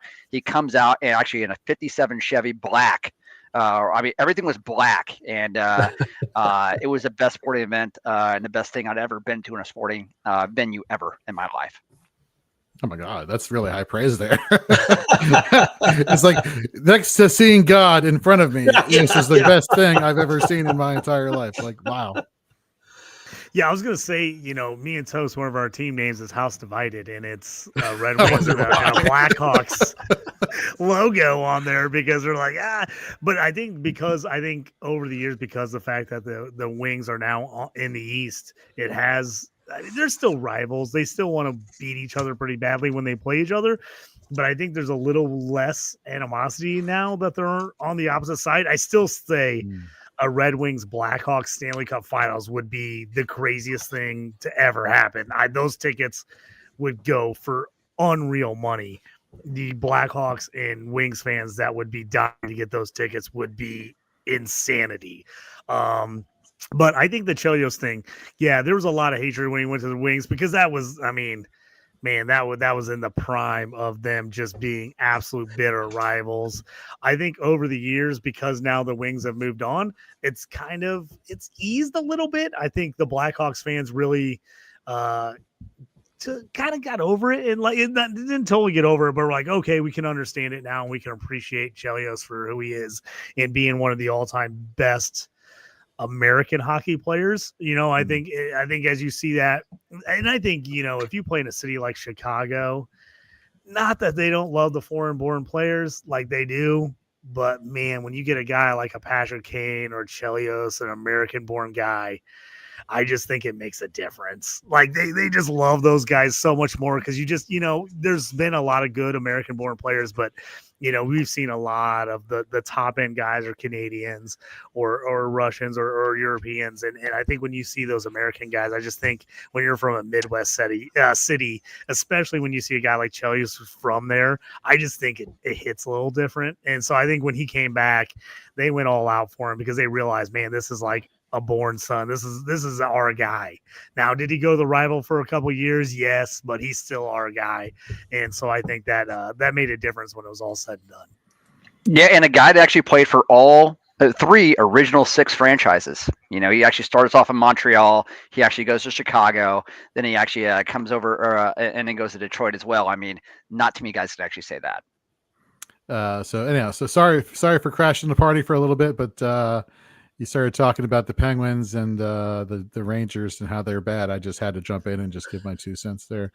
But seriously, guys, this has been so much fun so far. Peter was an awesome guest. I'm really hoping that he comes back. And of course, you got Vicar Nuno coming up here at 9:00 Eastern, 8:00 Central. So definitely excited for all that. So keep up the great work, guys. Thank you, Jorge. We are near the end of this first period. We're in a 0-0 tie currently between Pittsburgh and the Rangers. 20 shots for the Penguins, 15 for the Rangers here early on. And right as I say that, a goal off the bat. There goes the Penguins putting one in off the face-off. Top shelf backhander. What a freaking shot that was. Unbelievable. And then they show a fan with a blue Penguins jersey, which is phenomenal. One of my favorite throwbacks. I actually have one of those toes. I almost wore it tonight just because since the Penguins were playing. Fantastic backhander right off the face-off. What a freaking goal. Boy, who was that? That's some sick hands right there. Justin Brazeau, the one and only. Huh. Malcolm with an assist on that, and it looks like Sid Crosby's actually got 3 shots on goal so far in the first period there. A real good indication there for Sid that he's actually going to put the puck on the net this year. And Ricard Raquel with 2 shots on goal or in this game as well. Aaron, I don't know. I know that Peter actually talked about some tri-eligibility players, center, left wing, right wing. Raquel's one of those guys, and Raquel is like 32 years old. He is a guy that's actually come into his own late in his career, and he was a long-time Duck, then actually getting a chance to play with Crosby. And, man, he has been capitalizing. Raquel's a guy that actually targeted in several different drafts this year. Yeah. Boy, I'm trying to think. He had some decent years in Anaheim, but really what I would probably put as a late bloomer, like you said, early 30s. So kind of coming into his own now, and especially on a team. I think we can all kind of collectively agree that likely will miss the playoffs. But right now, I'm looking through just a prediction guide here. What is this? Hockey News. And they've got him slotted about 60 points this year. So I not too far off pace from what he went last year. But yeah, to your point and to Peter's point, that right wing, left wing kind of Swiss Army knife. You plug him in, he'll play, he'll get you the minutes. Just a solid player. He's not going to turn over the puck. He's not going to throw a pizza across the middle of the ice and have the other team go down and score. And that's the years of the NHL. That's his years playing. So that speak to that. So hats off to him. Yeah. Very smart on your part to target him and get a hold of him.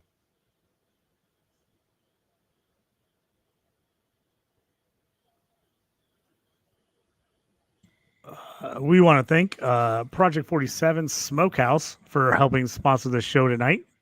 Project 47 Smokehouse, located at 101 North Lombard Street in Mahomet. Enjoy slow-cooked ribs, brisket, pulled pork, cocktails, and everything else for you. Outside patio, open on both sides, open for catering and private events. Check out Project 47 Smokehouse in Mahomet. All right, guys, we're at the end of the first period, here. 1-0 Pittsburgh. A little bit of surprising. Great goal right at the end of the period to get on the scoreboard. Yeah, I just missed that. When I first saw it out of the corner of my eye, I thought it was Gino poking that in. But like you said, Toast, you got the primary assist, so just missed on that. But yeah, I mean, other than that goal, it's been a snooze fest. I don't know if you guys can pick up on your broadcast.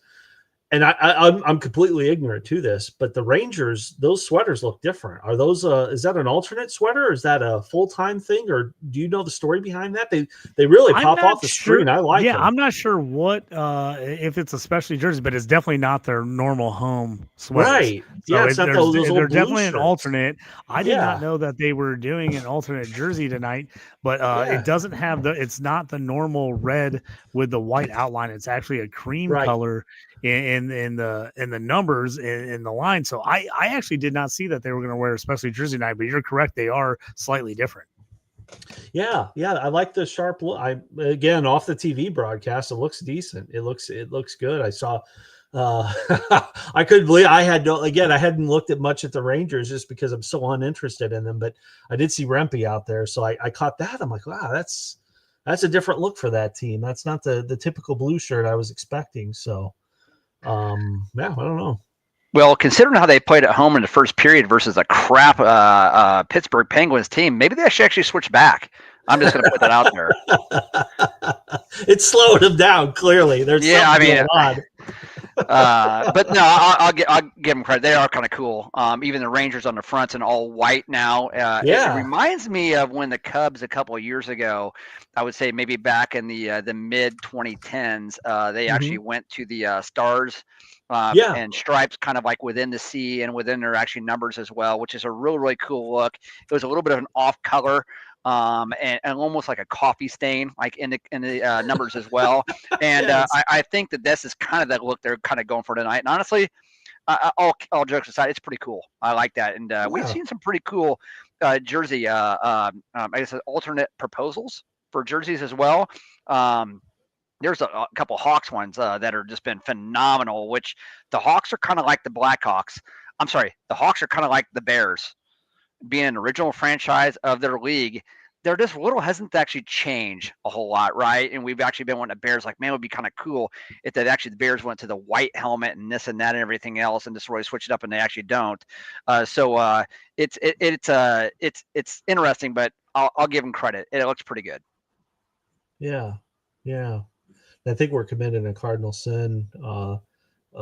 Maybe it's a blessing in disguise. Peter isn't here to hear us, but they're sweaters. Not jerseys, they're sweaters.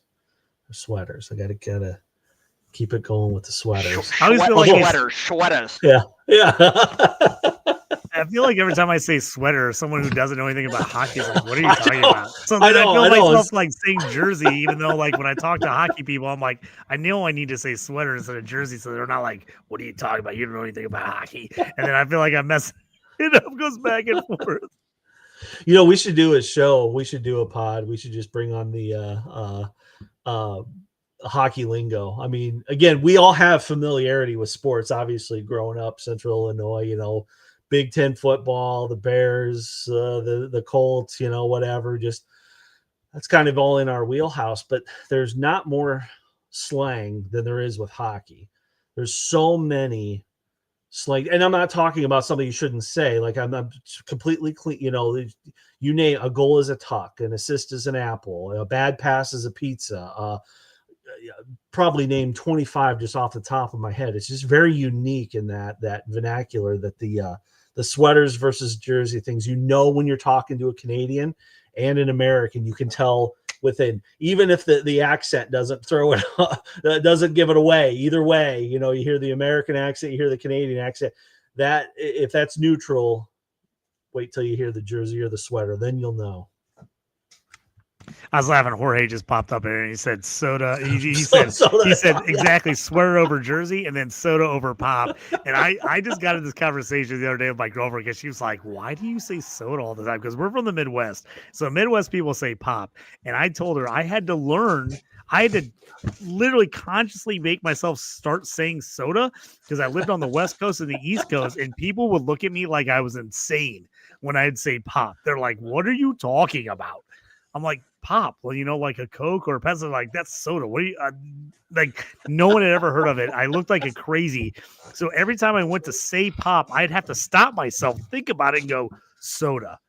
And so now I say soda all the time because for years I lived on the East Coast and the West Coast, and I talked myself into saying soda.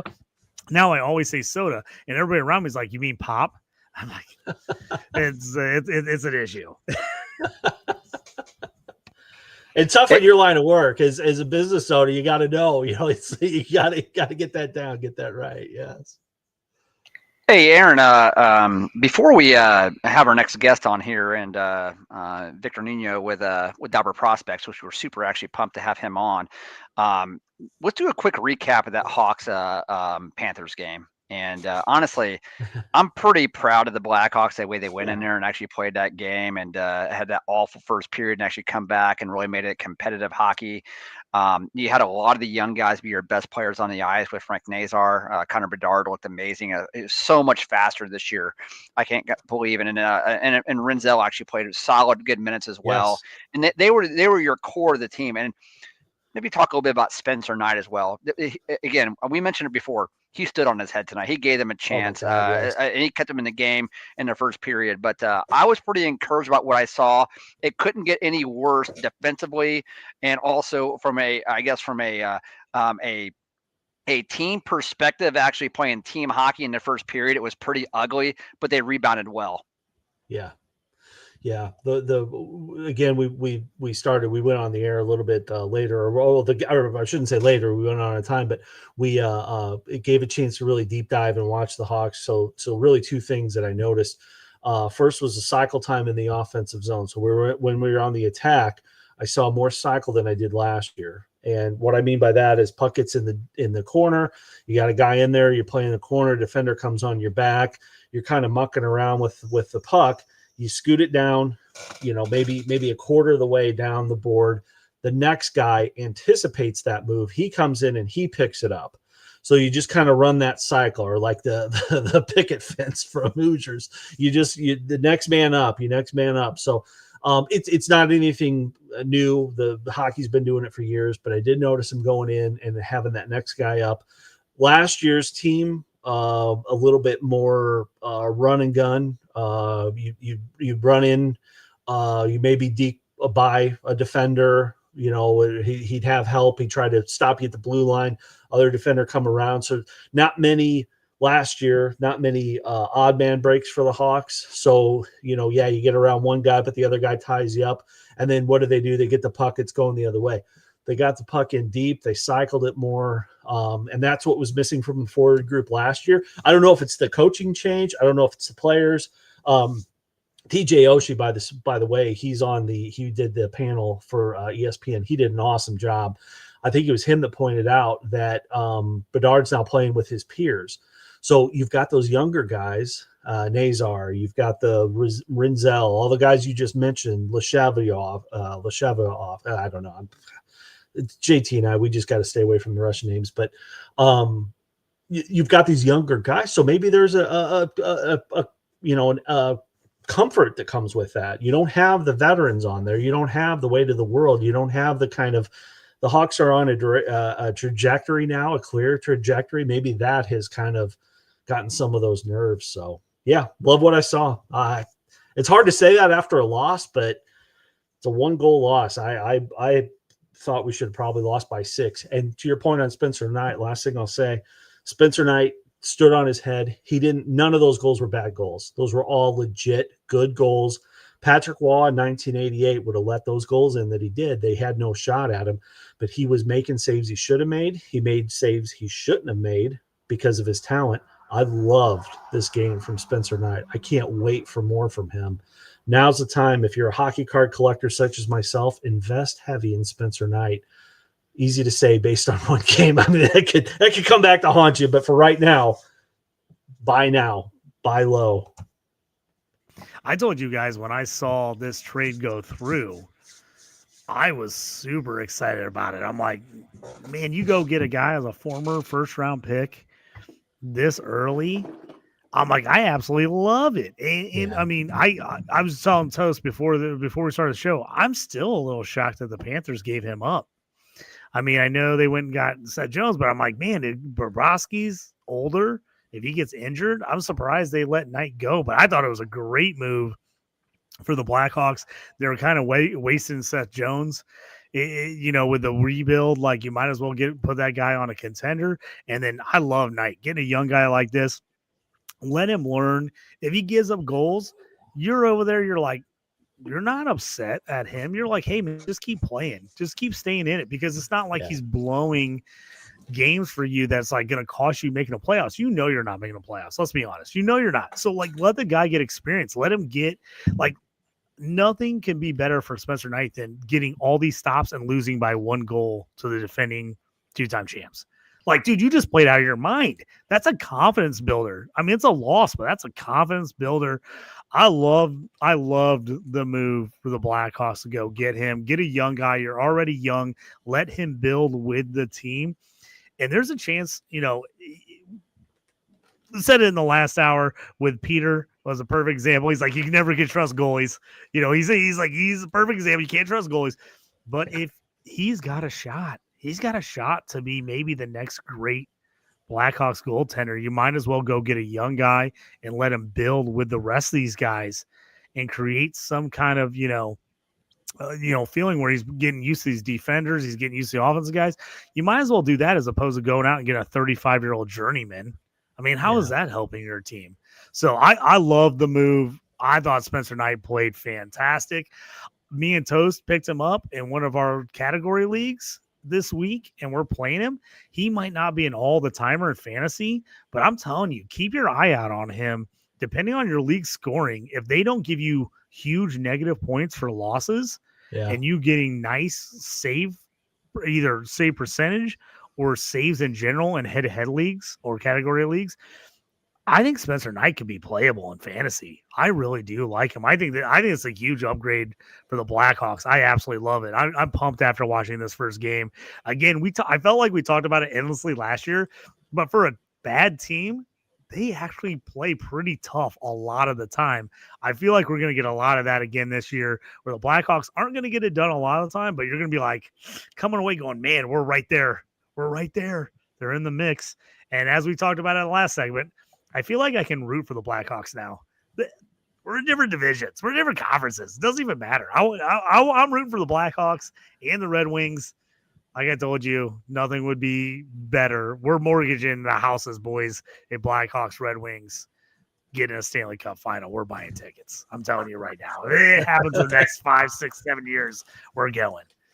Well, and I'll say right before we bring on Victor here as our next guest of the night, I want to say that trade made all the sense in the world for the Hawks. And just being a Hawks fan and actually just watching trades around the league, you get a first-round pick from Florida.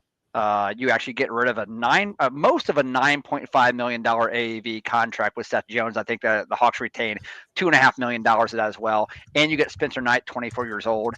It made sense for Seth Jones to go. That was actually Stan Bowman's signing when he was actually here, and we actually kind of know how he operated. And rebuild it. This did not actually make sense. So everybody wins in this trade. Everybody does. Seth Jones actually goes and wins a cup with Florida. He doesn't actually have to be the mainstay in the amongst the Chicago media, and actually really playing that role, which is really not his style, so to speak, and actually fits his personality. So it was a win-win for everybody.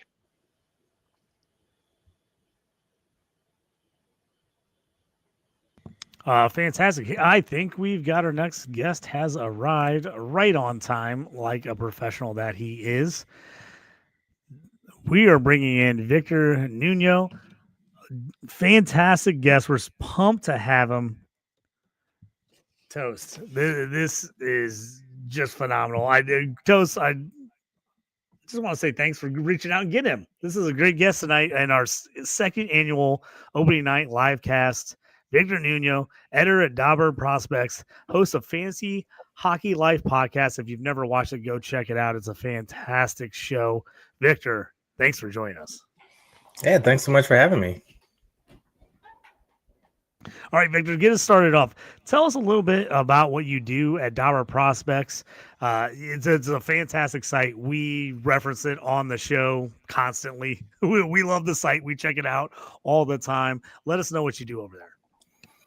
Yeah, so I do a few things. I'm an editor at Dauber Prospects. I contribute to some of the writing for the Dauber Prospects report that comes out, over the summer, some of the team previews and things like that. I also write the Journey over at Dauber Hockey, which is the weekly article that kind of looks at prospects. So kind of same thing, looking at different topics, different leagues. Right now, kind of looking at prospects that are maybe a little ahead of the curve in preseason, training camp, those kinds of things. So those are the two main things that I do at Dauber. And yeah, I love there's so many other things that happen at Dauber and Dauber Prospects that I reference it a lot too. It's a great site. Hey, now, Victor, hey, thanks so much for joining us tonight. Super pumped to have you. Want to ask you some questions about basically, for maybe the casual fans, those that are actually maybe new to fantasy hockey and even new to the Dynasty playing actually hockey as well. But we have all these leagues. You got the Western Hockey League, OHL, the AHL, the NCAAs. You got Swedish Hockey League as well. If you were to actually explain that to maybe let's say a 15-year-old who actually never got into hockey before, was actually going to try Dynasty hockey, and you could explain it in the simplest terms, what are those leagues? How are those feeder leagues actually feed into the NHL? And how do we keep them all straight? Yeah, it's a really great question. I've actually had to do that to, casual friends or other people. And it's really not easy because, like in college in football and in other sports, it seems like there's a little bit of a more straightforward feeder program to the pro leagues. But in hockey, there's different leagues that feed into it. There's junior leagues in the US and Canada. And a lot of those European leagues are professional, Sweden, Finland, Czechia, Russia, although some of them have junior leagues as well. But they all have they're all trying to be their own best league, right? Basically. And so that's a big part of it. But a lot of the best prospects do feed into the NHL. And so it's difficult to have an equivalency across those leagues. And I think one of the best things to do is look at some of these different sites that have equivalencies across different leagues to show what this prospect could probably do in their prime in the NHL. And there's mathematical formulas that look at that. So that's something that I think is useful to say, okay, this person scored 80 points in this junior hockey league. How does that equate to what they might do in the NHL? Same with like Russian leagues. And the other thing I would say is that a lot of times the younger prospects, the ones who do really well in the professional leagues, the Liga, the SHL, and Russia, those prospects who succeed as teenagers in professional leagues tend to have the highest upside because that's a really difficult league. Same with the AHL, guys who do, 19, 20. If they're able to really hang that early, then it usually projects pretty well. But that doesn't mean that if you're, in the CHLs or the USHL, NCAA, that doesn't mean that that's not the case. But it is really hard to draw equivalencies across the leagues. And that is probably one of the hardest things is you see one guy just tearing up the WHL and how does that compare to this guy in Finland or Russia? And it's really hard, so we try to use a bunch of different formulas and, eye test expertise, combine all those things to kind of figure out what's going on. Yeah, and Victor, I don't want to put you on the spot, but if you do know off the top of your head, and you probably do, the age groupings for each one of those leagues, like which league comes first, which league comes second, like is there 15 and 16-year-olds and then 17 and 18-year-olds for those WHL, OHL, and then how does that work, I guess, for the casual fan? Yeah, so the CHL, USHL leagues, those tend to be, 15 to, 19, 20-year-olds. That's typically the biggest age groupings, although you do have some overagers in those leagues, but generally that's for the really young players. And there's equivalencies of those in Europe, so they have the same junior leagues there. For them, for the European leagues, it's a little bit more straightforward because they have their own junior version of the SHL and then an intermediate and then a professional. And so it kind of goes seamlessly from top to bottom. In North America, it's a little less straightforward because you have all these different feeder leagues and they all kind of want to end up in the NHL, which so does everyone else from every other country. And so it's not so straightforward. In the NCAA, they tend to be older. Of course, I'm sure you're aware, maybe some other fans are not, but the new rules that are changing with who can enter the NCAA, it's going to shift that probably to be a little bit of a younger league, but it has tended to be more of an older league, players that are more in their 20s. And then the AHL has rules that if you go the North American route or the CHL route, you can't play until you're 20. And so that has really been difficult for some of these players that are caught in the middle, where they're not quite ready for the NHL, but they're too good for the CHL. And so that makes it really difficult for them to figure out where to play. These issues are less with European players because they can come over early and go straight to the AHL, or they can finish sort of marinating in their home country league. So it's so complicated. There's so many nuances to it. I could totally understand how people just want to kind of throw their hands up and not really try to figure out what's going on. But it is something that, with a little bit of patience and understanding, you can kind of get the hang of it. Yeah, so the other night, I noticed that being a Hawks fan, and JT actually has a share of Anton Frondell as well. Frondell actually scored a hat trick the other night in a man's league, right? In a professional league, the Swedish Hockey League as well. How big of a deal is that? I understand it's one game, but nevertheless, for somebody his age, I'm maybe 18, maybe at this point to actually come over and actually do that. How big of a deal is that early on? I think it's a huge deal, actually. So when sometimes you see players who are 20, 21, 22, and they have these, really outstanding, explosions of point production. And I always try to remind people that's great, but it's less impressive the older they are. When you're doing this, the younger you are, when you're doing that at 18-year-old in the SHL, which by most equivalencies is probably the third or fourth best league in the world, probably the fourth best. That is super impressive. That just doesn't happen. Teenagers don't tend to have that offensive explosion in those really difficult leagues. So I think it's actually a really big deal. We'll see if he sustains it, but that does make a big difference. Whereas in the WHL or OHL, you see some of these top prospects really dominate, and it doesn't mean that they're not as good, but it's a little less impressive because the competition isn't as difficult. The goalies tend to not, then the structure of the leagues tend not to be quite as good. So I think it really, when you see these teenagers in these professional leagues score really well, and you can draw direct correlations with people who have done it before, it tends to mean that they're going to be substantial producers in the NHL.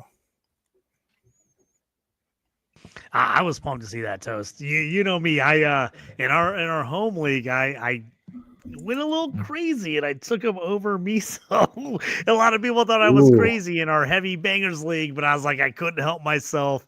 I just went a little crazy. It was probably not the smart move, but I just couldn't do it. I love the Swedish players.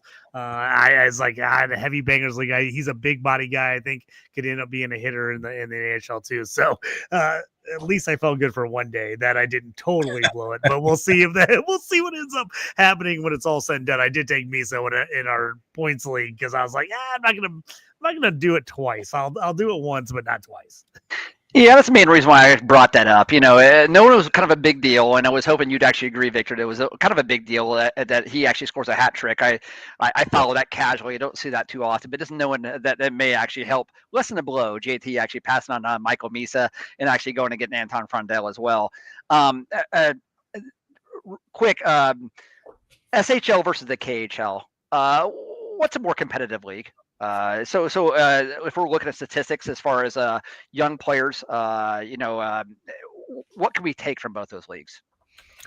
Well, if you look at there's several different equivalencies that look at league competitiveness. And it's true that this has shifted over time, but in general, it's NHL is the hardest, then AHL, which most people probably didn't realize, and then KHL, and then typically Sweden. And then after that, it gets a little murky, SHL, sorry. And so then some say Czechia, some say Finland. There's a lot of variation there. And then as you go down, it gets much and much less until you get to NCAA is actually pretty close to some of the Euro professional, non-KHL Euro professional leagues, which is pretty high up there, but far ahead of WHL, OHL. So yeah, it's the SHL being definitely one of the most competitive leagues. And so it's a big deal to have that. And I just wanted to mention something that you brought up, the BASH, the block shots and hits, the peripheral contribution. This is something that we track at Fantasy Hockey Life, and we have these player cards that look at that. So I was just looking it up. Misa is actually quite a bit lower for that, and Frondel does have a pretty strong contribution to hits. And so that's something that I was always curious about. So I developed these cards to basically be able to track that, because I was like, I want to know. And he, in the Allsvenskan last season, was 76th percentile for hits and 92nd percentile for shots. So you're getting a lot of that peripheral contribution. But personally, I would have taken Misa. That was a smarter decision. I got first off, the fact he's Swedish. I love the Swedish hockey team. And then he went to the Wings, and my girlfriend, who's a big Blackhawks fan, was like, "Oh, you got to take the guy who went to the Red Wings." And I was like, we're in a heavy bangers league. He's a big kid. He's always said, I was like, I talked myself into it. It was probably not the right decision, but I still hope that it ends up working out well for me. Like I said, I took him in another league. I took Misa because I didn't want to totally go all out on Rondell, but I do like him a lot as a prospect. Yeah, and fantasy hockey is for fun, right? So you have some fun. You get the guy that you can cheer for. I think that that's reasonable, right? They're not that far apart that it's a total disaster or anything. Yeah, Victor, and you actually mentioned the player cards you actually actually put together there for Fantasy Hockey Life there, but. With Dauber prospects, one of the things that actually helped me just as a fantasy manager, actually drafting Dynasty, is actually going on the site and actually looking at players with actually their fantasy upside. Let's say it's an 8.0, and their NHL certainty be like a 7.5. That's helped. That's helped a great deal. Now, I don't really know how those numbers are computed. I think there's a little icon next there that kind of shows you, but it's a little gibberish for me. I can't really understand exactly how those numbers came about. Could you maybe expand on that a little bit? And because again, we don't get all of these college games. We do get some actually on ESPN. We can actually watch, but the overseas games as well. Like there's just a lot of players that we don't have access to. You can find them on YouTube and stuff like that. But we rely on that a great deal for just saying, you know what? Dauber prospects actually think this guy's going to make the NHL. And not only is he going to make the NHL, but he's going to actually have a pretty big impact as well from a fantasy perspective. So how does that all work? That's a great question. And I will say that I think it's probably a little bit different depending on who you ask, because there are multiple editors. And so and there are different writers for each team. So when the writers input the profile and they update the profile, they make their guess as to what it is. And then the editors, and usually I would say that the senior editors, which is not me, there's a couple of more senior guys, they tend to kind of override it if it seems off. But I can tell you how I do it, and that's basically looking at several factors, including what production they've had. Most of this is related to points, but a lot of it I tend to look at also contracts. If they're already given a contract, well, that's a huge feather in their cap, right? Because a lot of times they aren't given a contract, their rights are held, and then they're held and they're held and they're not ever signed. Well, that's not a good sign, right? And then if they tend to regress their production, they don't tend to move forward year after year, that also tends to be something that might knock them back a bit. So I would say it's a really holistic sort of evaluation of where were they drafted. That's a big part of it. What team are they on? Did they get a contract already? How's their production? Is it progressing or is it stalling? Those are all things that you need to look at. And so that all is factored into it, and the writers do that initial assessment, and then one of the editors comes in and maybe changes it if they don't necessarily agree with it. So it isn't so simple as just looking at one thing or one number, and I don't think it should be, right? Because there are a lot of factors that go into it. So that's kind of how it works, which maybe isn't the best answer, but it is a little tricky. Yeah, I always think when it comes to Dynasty, one of the things that is a little bit harder for hockey for people is like, how do you handle your minor leaguers, right? How do you figure out what guys to keep, what guys to drop? When is kind of the cut point for a guy where you're going, hey, held this guy for a couple of years, he's at this certain age, maybe it's time to kind of cut bait and go to another guy. Do you have like some of those things, like factors that you look at, age, like you said, the contracts is this big thing I always look at, like, hey, is this guy, are they keeping this guy around, or is he kind of being like a 1-year loose deal? Are there some of those things that you look at as far as fantasy wise that kind of can help people like that aren't, don't do the deep dives, that can kind of help them with their minor leaguers on fantasy teams? Yeah, definitely. And actually, one of the things that I developed my own rankings at Fantasy Hockey Life because of exactly what you're saying, because I find it very tricky to figure out. And so mine is a 1 to 10 or 0 to 10 scale, with 10 being Connor McDavid on your roster, never benched, always started. That's easy, right? And then a 5 is like your basically replacement level guys, the guys that, they might be on your roster, but they're not that interesting. And below that is just not that interesting, right? So you have your 5s, your 6s, your 7s, your 8s, your 9s, and 10s. And so 7 is like a well above average, player, maybe like a Bryan Rust or something like that, someone who you like. And then I attach a percentage to that. So I'm just happen to be looking at Frondell's card right now, and that's 7.33. So I grade that as a 33% chance of being an above a 7, a well above average player on your roster. So that's how I like to grade it, because if you have these guys who have tremendous upside but aren't very likely to hit that, you kind of need to factor that in, because you can't have too many of those guys on your roster. You can't have half your minors roster just be lottery tickets, right, that aren't necessarily going to play. So I think what you really need is a blend of high floor guys that are going to play but maybe don't have a tremendous upside, and then you have some of those guys that are tremendous upside but don't necessarily have the highest likelihood, and then a mixture in between of that, so you kind of can blend both of them. And I think the way you get to those numbers is kind of what I was saying. Yeah, you look at all those factors, you look at how are they progressing. You want the guys to improve their production year after year. Now that changes, like in the CHL, if they're going CHL, and then they jump to the AHL, you're going to expect a little bit of slowing down of their point production, but then their second AHL year, you want to continue to see a step forward. And when you look at these equivalencies, like on Mason Black's NHL ranking, you want to see a kind of mostly upward trajectory of that. You don't want to necessarily see a like big up and down or a downward trend. So you're looking at trends, you're looking at equivalencies, you're looking at contracts, you're looking at all of those things. And I think for me, the biggest thing is like, each time they take a step to a more difficult league, do they at least maintain their equivalency? That's a really big thing, because I don't necessarily expect them to do better in a more difficult league. When they do, then they're an elite prospect, obviously, and so that's great. But at least if they could hold it steady. If they start to trend down, then I kind of put them on notice. All right, you got a year to figure this out. And if you continue to trend down after that, I'm tempted to drop them or to move on, because one of the worst things you can do with these guys is just hold on to them too long, right? And then you're left there holding the bag, So if that happens where they're starting to regress, best to just kind of move on and, find someone else and get a draft pick for them, or get something and kick the decision down the line. So I often like to do that with guys that are maybe stalling out. Okay, just give me a draft pick, give me something, let someone else hold that, and then I can make a new pick and then wait on someone else. And sometimes you hit on those, and at least I'm not continuing to hold that player when the upside is minimal. Now that's great insight, and it reminds me of our home league.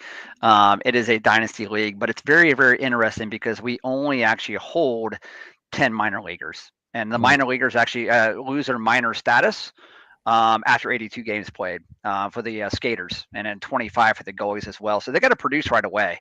So we're constantly in a position where, boy, if you got a 21-year-old or a 22-year-old actually on your minor league roster, odds are you're punting them, because they're you only have such a small grouping on your dynasty roster where, you don't have time to actually wait around for them to do that. And the reason we actually did that was the fact that it is a casual league, like a home league, but we actually want to make it dynasty as well. So we kind of made it a little bit easier dynasty, meaning we didn't want to make the rosters 30, 35 deep on the minor side.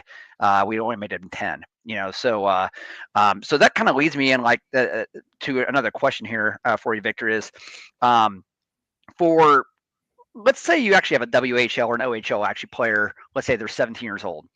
And prior to them actually getting drafted, they put up maybe 50 goals, 50 assists, 100 points. They're just lighting the world on fire. And that happens a lot. All things actually equal, if you wanted to see that they wanted, and this may be a difficult question, but if you wanted to see they want to maintain that same level of play, let's say they were drafted and let's say they did happen to go to an AHL, considering the team just not ready for them to play yet. What would you expect? And again, I know it's difficult. Every player is different, but what would you expect to be their next step, right? 20 goals, 25 goals? I would imagine they're going to be center in line one, hopefully.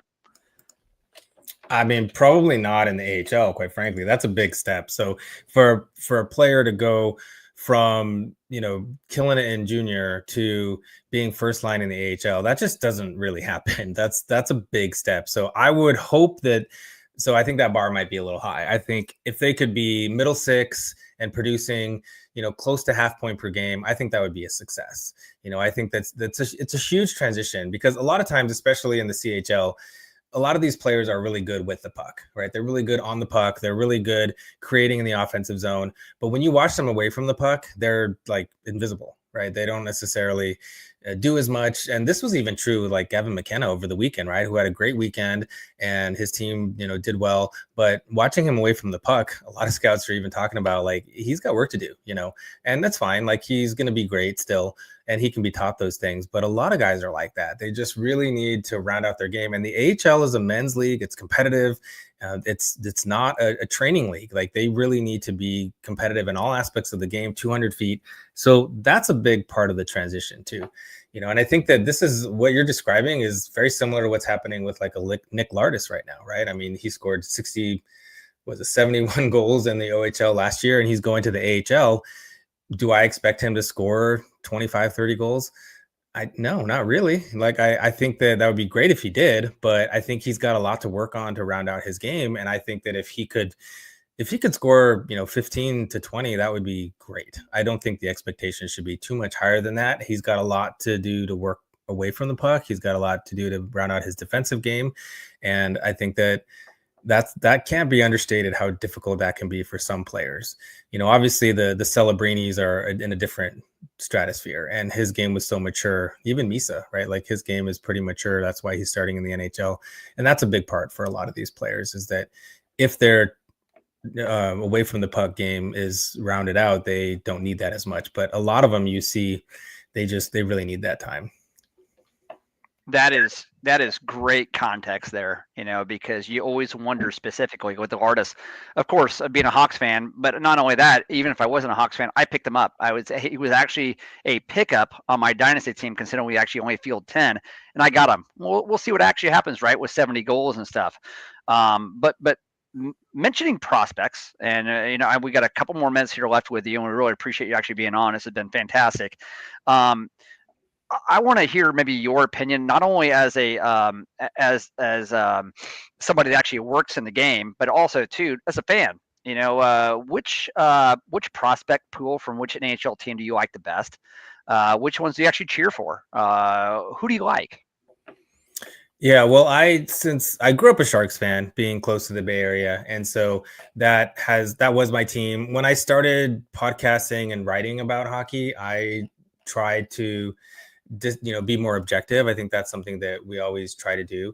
And so I sort of gave up my fandom hat and to try to be more of a podcaster objective type person.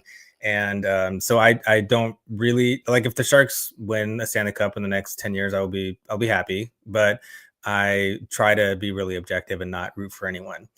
That being said, I do think the Sharks have the best prospect pool, and I think most people would agree with that. I mean, they have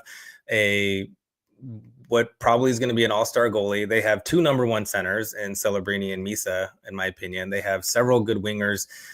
The part that really slips a little bit is the defense. I mean, they have Sam Dickinson. Luca Cagnoni looks pretty good, but they don't quite have the depth there. But they also probably get another good pick or two. So I think that they'll be fine. But having a stud at every position is not something a lot of teams can say, and I think even your Blackhawks there, they have a pretty good young goalie. They obviously have an elite, forward, and they have several really good young defensemen.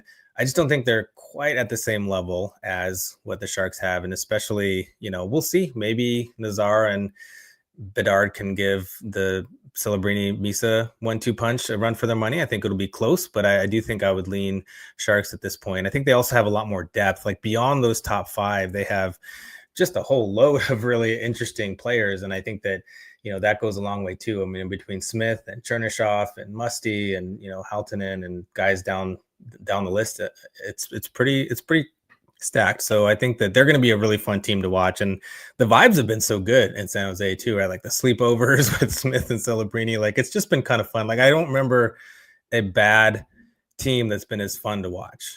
They just tend to have fun out there, and they're kind of loose and trying to score, which is really fun.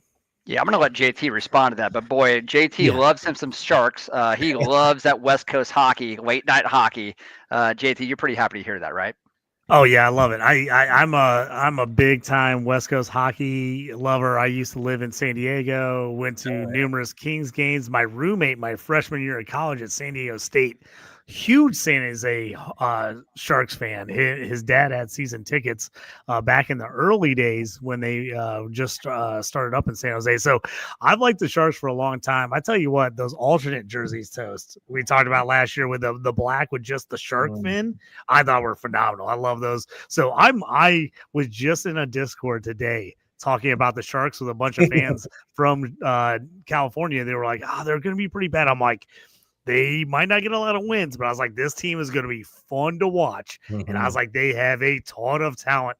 I was like, for fantasy purposes, they are going to be real good. I was like, you're going to love them because they're going to be in a lot of games where they're going to have to score points.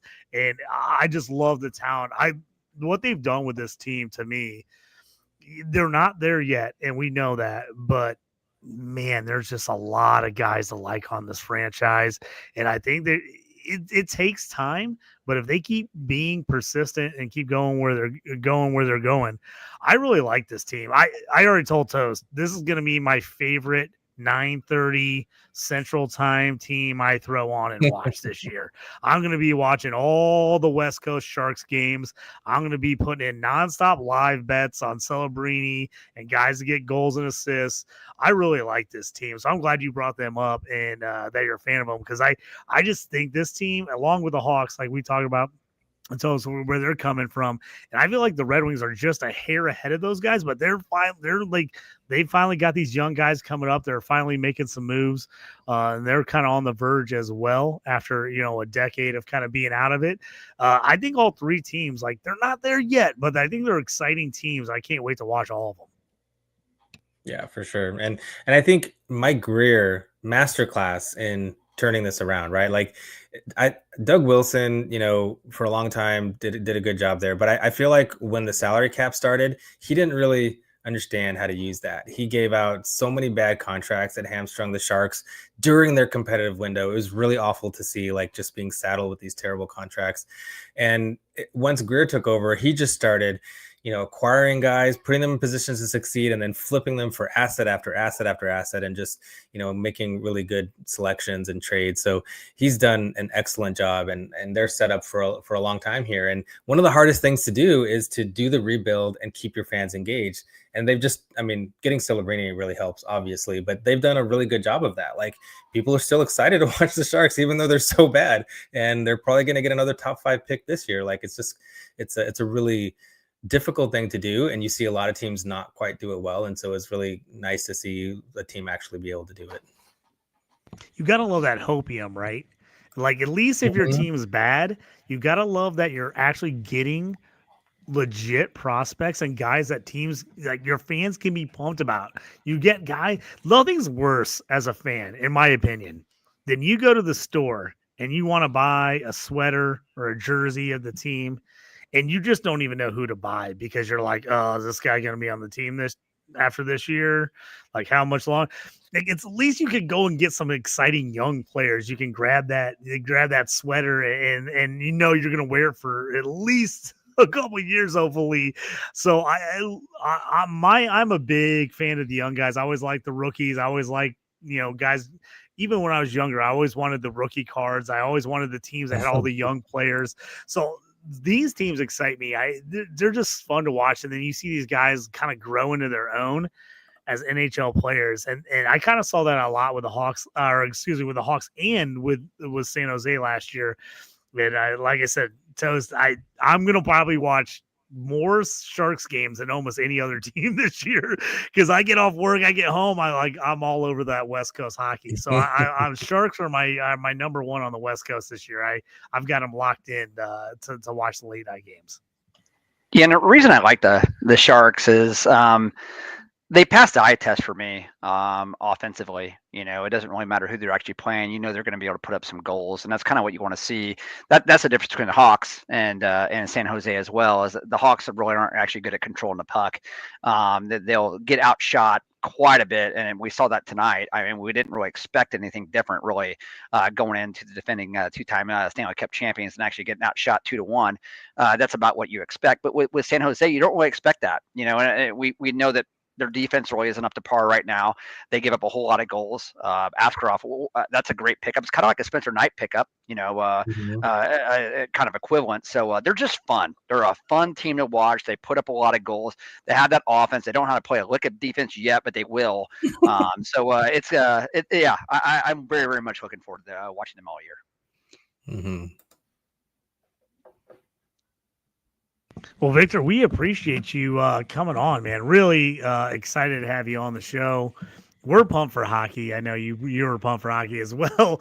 Nothing's better than the opening night puck drop, getting everything going. Make sure to check out Victor over there at Dauber Prospects. Also, Fantasy Hockey Life podcast is a great podcast. Make sure you like and subscribe that. Check that out as well. Any final thoughts you got for us, Victor? As we appreciate you giving us some time tonight. Looking like you said, the beginning of the season is what we've been waiting for. It's just been a great time, and definitely follow me on X and check out Fantasy Hockey Life and read the journey. Oh, also, I was going to mention that I also started an article at McGlynn's. They wanted me to write something, so I'm doing a Dynasty stock watch, which basically looking at each team by team, prospects, who you might want to buy, who you might want to sell.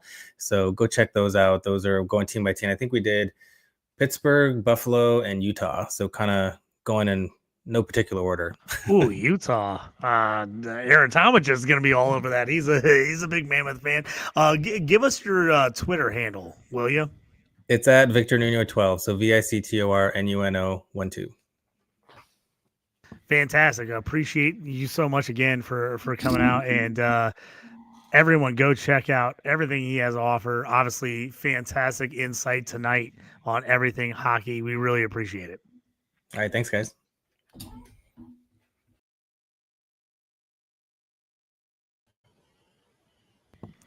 Aaron, I know you were in the background kind of listening to that. Man, some freaking great insight there from a guy, Victor. Pretty unbelievable.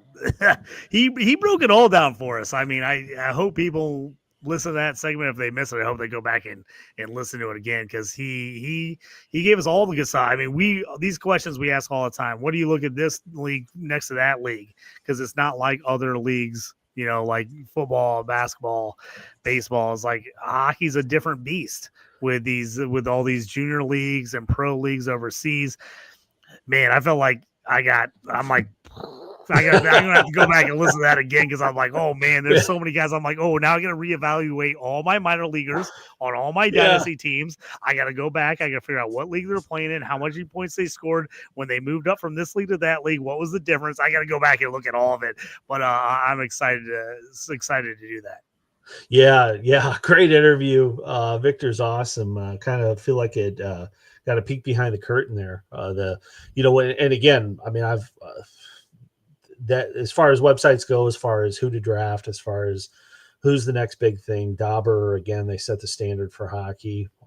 Can't say enough about him, but really what I really liked, we got the trade craft there on the on some of the stats that they put together, some of the draft position, league that they're playing in. But I think the biggest takeaway there is kids playing in men's league. Like, big deal. You're an 18-year-old and you're playing, in the SHL, you're playing the AHL, whatever, and you're playing against these wily veterans, these guys like Corey Perry, these guys like Nick Cousins, like full grown. I know those are NHLers, but point of making, full grown men playing a men's game, playing in a men's league.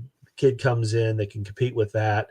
That's what you look for. That's a great way to assess talent. Like, what's this guy doing? How's he doing it? Just really opened my eyes to that. And yeah, there was a couple leagues. I'm looking at my roster as Victor was talking. I'm like, I kind of want to redraft this league now. Can we do a reset? I just want to say it was super nice of Victor to not completely trash me for my Frondell pick. So he wanted to. He held back. He was a little soft with it. He's like, it was the worst pick of all time. I'm like, all right. I was like, he didn't completely trash me for making that pick. So he was being nice. So I want to throw up a question that Scott had at the beginning of the show back when at 7:19. He said, "New to hockey, hoping to learn something." Oh boy. Well, I hope you got. I hope you had a notepad, and I hope you had a notepad this entire show because, Victor just took it to a whole other level. So that was amazing. Yeah, and I like our guest tonight, because honestly, we can actually and really Peter's background is the same as Victor. They actually kind of worked as Dauber prospects, together there. Yeah. But the questions we actually fielded to Peter were more so for let's say the newer hockey, fantasy hockey player. And then really now actually coming here and actually and asking Victor a lot of questions that were more so for the veteran fantasy hockey player, right? For the dynasty leagues and everything else, a deep dive. So you get a little bit of everything. And that's kind of what we want to do tonight, is really just kind of, let's throw everything out on the table. It could actually be a podcast for everybody here at this point. We're going to watch some hockey along the way as well. But I'm the same. I definitely learned a lot. And it is going to cause me to even, I treat myself as a big fan, but when you have guys on like this as well, you tend to actually feel fairly small because they just know so much in the prospect game as well. You're just hoping to take a little bit of that, right? And actually then apply that to your leagues and actually just take a second look at your league, like JT was saying. So can't thank those guys enough for coming on tonight. It's been great. Now we went through that. We're going to do a little segment here as the games continue. Hopefully you're watching the games tonight. We're going to bring on a couple guys from our home league, kind of chat about our home league and everything like that. So we're going to get those guys added to the screen here. So we'll bring them in. We got the two Johns. We got John McGlynn and John Martinie are going to be coming into the mix. I know John McGlynn, we got McGlynn in. Martinie was here for a second. I think he dropped out, but hopefully he jumps back in here in a second. John, my guy, thanks for joining us, man. Appreciate it.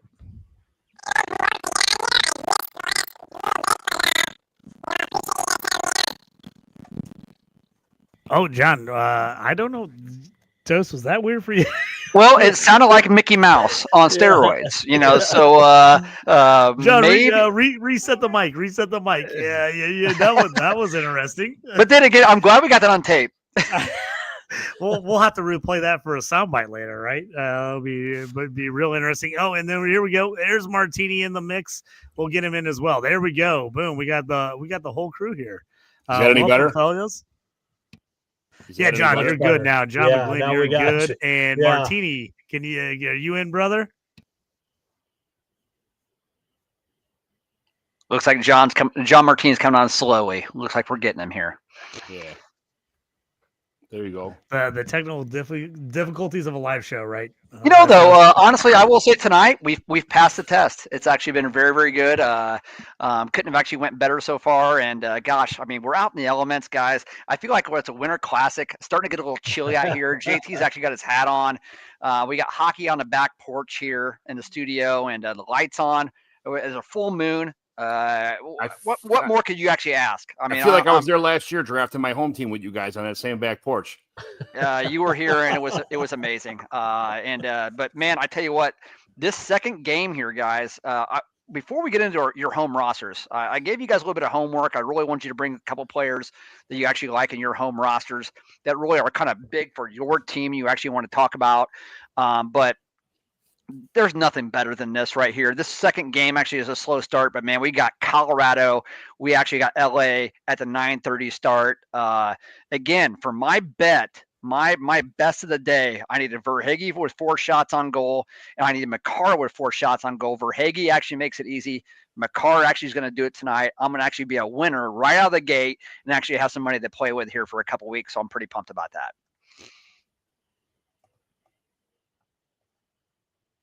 Always good to give the people a winner. Way to go. Way to go. Yeah, got to get a winner right off the beginning, right? Right, Titch? Right off the hop. That's the way to do it. JT, I had some, I opened up my Underdog app for the first time in about 6 months, and I made some parlays for last night's game. I went like 1 for 6 on both of them, just trying to of course, that's nothing came close. Nothing at all. Well, if you were like me, you would have went 5 or 6. I'm the king of losing one leg of the parlay. Yes. I'd much rather about $100,000 of my life. I would have won one more leg. Is all I needed.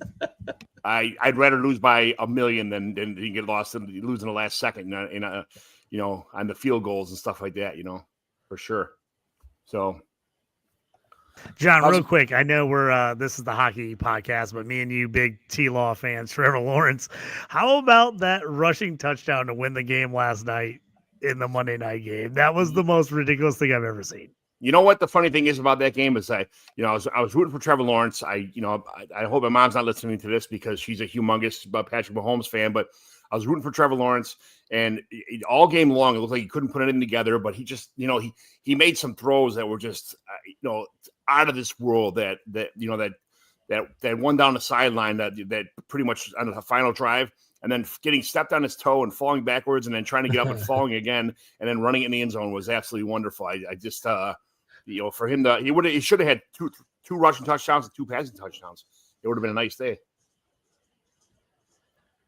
But what about the nose pick, though? What about the nose pick? That was that was not a good look for your boy. That's all right. Hey, these things happen. You gotta clear the airwaves when you're trying to win football games, right? That's just the way it works. I loved just popped up on screen. Gail, our buddy Gail, says looks like a bunch of guys are going to finish behind me in the standings this year. I'm already in first place in fantasy hockey. So Gail, thanks for joining us. We're coming to get you, man. We're coming for you. Don't worry about it. Yeah, I'm looking at my team is so young. I pretty much sold the farm yesterday and just went from I said, here we go. This is Dynasty. This is what I do. Almost even it's not uncommon for me to do as JT knows, he's in a couple leagues with me. I make my draft and I say, you know what? Who the hell drafted this team? It's nothing like I would have drafted. It doesn't look anything like I usually draft. I don't like it. So I just start selling pieces and say, you know what? I'm going to start from the beginning. And I'm already playoff contenders on a lot of those teams. Fantasy hockey is a little bit different because I'm more of a fan than I am like a fantasy player. It was always about just switching out lineups and getting to know the players and stuff. And then our home league, which, we had 10 teams, we had it going for like 4 or 5, I think 6 years. And then everybody just kind of got sick of it in 1 year. There was, they stopped playing. And then I was off. I didn't play any fantasy hockey for about 4 or 5 years. We wouldn't believe the name change difference that comes down when you don't play fantasy hockey for like 4 or 5 years. You're like, who the hell, especially because you know a lot of the starters, but you don't know the depth players. You don't know the guys that are in the background that are coming up from the minors or coming back from the minors for a couple games and coming back in and are like, who just scored that game-winning goal? This is the first time he's been on the ice in 15 games, and he came on and scored a game-winning goal. Like, I've never heard of this guy before. It's a lot different than football. It's so much more. It's so much more deep in football. In the NFL, you pretty much it's 2 running backs on a roster, maybe 3 sometimes, a quarterback and a backup. There's usually about 4 or 5 receivers. You usually know the 2 main receivers and a tight end. And, of course, everybody knows the quarterback.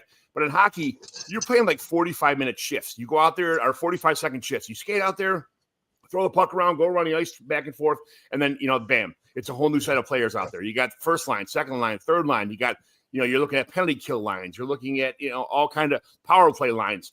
And the combinations are so different, too. It's like, why is this guy playing center? Why is he playing defense now? He was just playing center. Why is he playing left wing and going back and forth? It's pretty cool because you get to see all the different players kind of unfold on the ice when you're watching hockey. And I just love hockey. Going to Chicago Stadium when I was a kid, going to United Center with the first couple games, going to all the – like I said, I'm more of a fan than a fantasy player, but fantasy just opens the door for get to know all these players. You kind of know who's coming up through the pipes now. And the difference with hockey that I think people understand, but a lot of my friends who do fantasy content say, talk like you're talking to beginners all the time because a lot of people are beginners, So, yeah. The things that I say, when I would watch these games, I would just kind of pencil down a handful of people that I knew or that my favorite players, and you have to really kind of just look at the depth charts, and there's a lot of good. Bryan Toast showed me a whole bunch of different sites that you get to know the players, look at the line combinations, look at all the stuff that goes on with these fantasy teams. But it's starting from scratch is a great way to do it because it takes about 2 or 3 years to get to know everybody. But man, it is fun when you do some rookie drafts or play Dynasty. And I think Dynasty helps a lot too because you look at everybody else's rosters and you kind of say, oh, wow, that guy's doing good. Or why did he drop that guy when he just, he scored like 5 goals in the last 2 months, but he doesn't hit anybody, or he doesn't have much ice time, or he doesn't, that kind of stuff. There's another young kid coming up. His contract's over at the end of this year. They're getting rid of him. There's so many different situations in hockey that are similar to football, but also way different. You can't just send guys. I guess you could send guys on a practice squad, but not as frequent as they do in hockey. Yeah. Hey, John, great points there. I don't know if you had a chance to maybe, take a look at your roster. Are there a couple people in the home league that you really like that you think is going to either A, carry your team, or B, just think it actually has great value? Put you on the spot. If you did that, great. If not, no big deal. Oh, John, I think you're on mute. Oh, I don't want to, just homer the Austin Power. My team's called Austin Power Play because I have Austin Matthews on my team. I don't want to talk about those guys. I'm rebuilding now, just in case everybody doesn't know. I had a team and I pretty much sold off a bunch of my players yesterday last year, at the end of last year, the teams that were winning. And I got a bunch of draft picks and said, I'll just start from scratch. And the problem with draft picks, unlike the NFL, is that the NFL, the guys who are drafted in the first 2 or 3 rounds are probably going to start somewhere in the first year in the NFL. In hockey, those guys, you could draft somebody in the first round and they can go sit in the minors or go overseas for a couple of years and like, man, I drafted this guy. Where the hell is he at? You're like, oh, he's in Russia or he's in China or he's in somewhere else right now in some developmental league. And it's like, I got to wait 2 or 3 years for my guy to even kind of show up here. It's like, all right, but this is what we play in. It's called a bangers league, and it kind of took me a minute because when I played before, the goalies were like in super flex football. The goalies, every save they got like a quarter of a point. So you got a guy that was saving 30 shots a night. This guy's scoring like 50 points. It was awesome. But on the other hand, you got penalized real bad for giving up goals in this league also. So if you saved only 20 shots to give up 4 goals and got yanked, you got like a -10, and the goal of these things is not to get negative points. I get it, but it was kind of fun scoring. So in this bangers league, I got first guy I want to talk about is I like big dudes. I like big dudes. So I got a guy on my team, Liam Bishop. Okay, Liam Bishop, big dude. Okay, and I was kind of I liked the big guys. I saw in the preseason a couple days ago he got in a fight. All right, he's not going to take shit. He's only 20. What is he? 20. How old is he? Liam Bishop. He is 21 years old. 21. So young kid. I knew he was 21 or 22. The other guy I was talking about is another young guy too. So I got their age confused for a minute. But I want guys who are going to go out there. When you're talking about how is this guy? How is he? He's 21 years old. He's 6'7", 232 pounds. All right. That's a big dude for any sport, as far as that goes. On skates, you're looking at an extra 3 or 4 inches when you got skates on. That guy looks like he's 7 foot tall skating on the ice. There's a lot of big dudes in the NHL, but I like big guys who are physical. We get points for block shots. We get points for playing defense, for hits, for all the stuff that you see. And I think this guy Liam Bichsel is going to be that guy who's going to make some plays, who's going to be throwing some people around, not afraid to get in there. The problem is I look at the lineups. When I went on to Dallas's roster, and I see he's only on the third line of the defense, and it's like, okay, he's not on any special teams, he's not on any power play killing, he's not on nothing, but he's young. That's going to develop. I want a developmental player. I know somebody who's going to be on the ice, who's going to develop into somebody who's going to hit people, who's not afraid to hit people, who's going to be on the ice all the time. He's going to be moving his way up the depth chart. And that's kind of what I'm looking at here. I didn't throw my guys away at the end of the year that were scoring points for a reason. I want to not score points. I want to get young guys, probably lose again next year, and get more draft picks, or trade some of the guys away that are older, that are, okay, might win somebody else's championship, but not me. And then draft more guys like this. Liam Bichsel and another guy, Marty Beniers. Like, those are the 2 guys I want to talk about now, because I just think these guys are both young. Beniers been in the league a couple of years now, so a little different than Bichsel. Bichsel, this is he's played a little bit last year, but that's it. But I just think that, man, I like that. There's a lot of guys.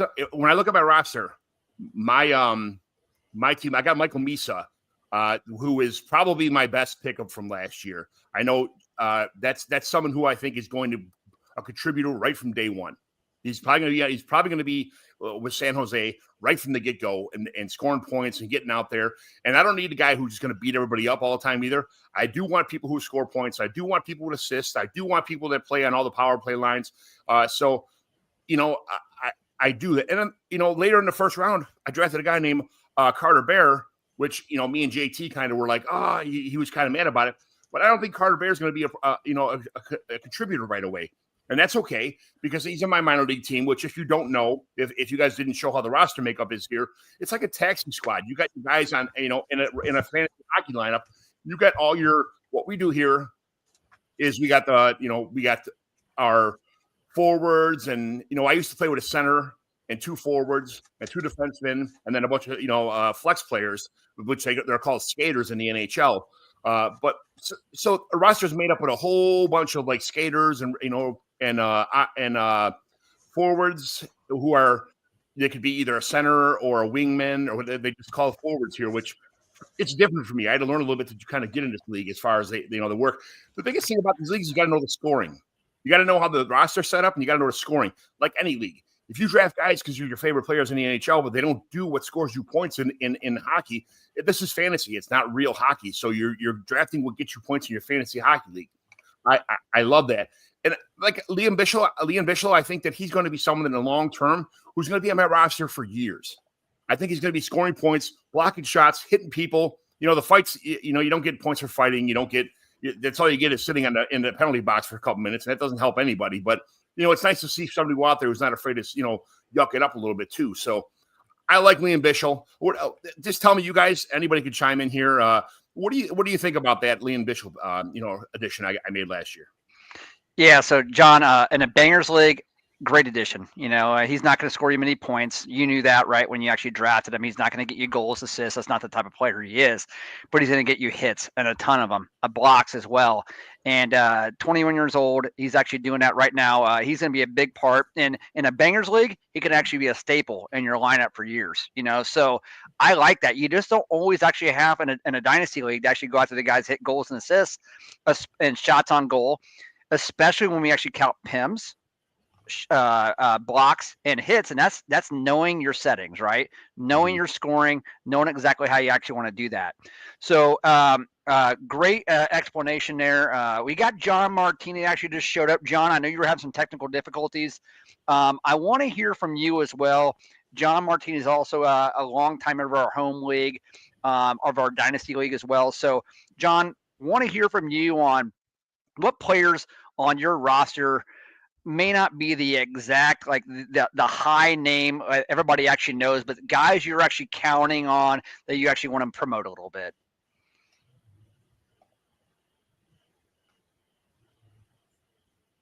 And we'll see if John was having some, John was actually having some technical difficulties. So let's see. No, we can't hear you.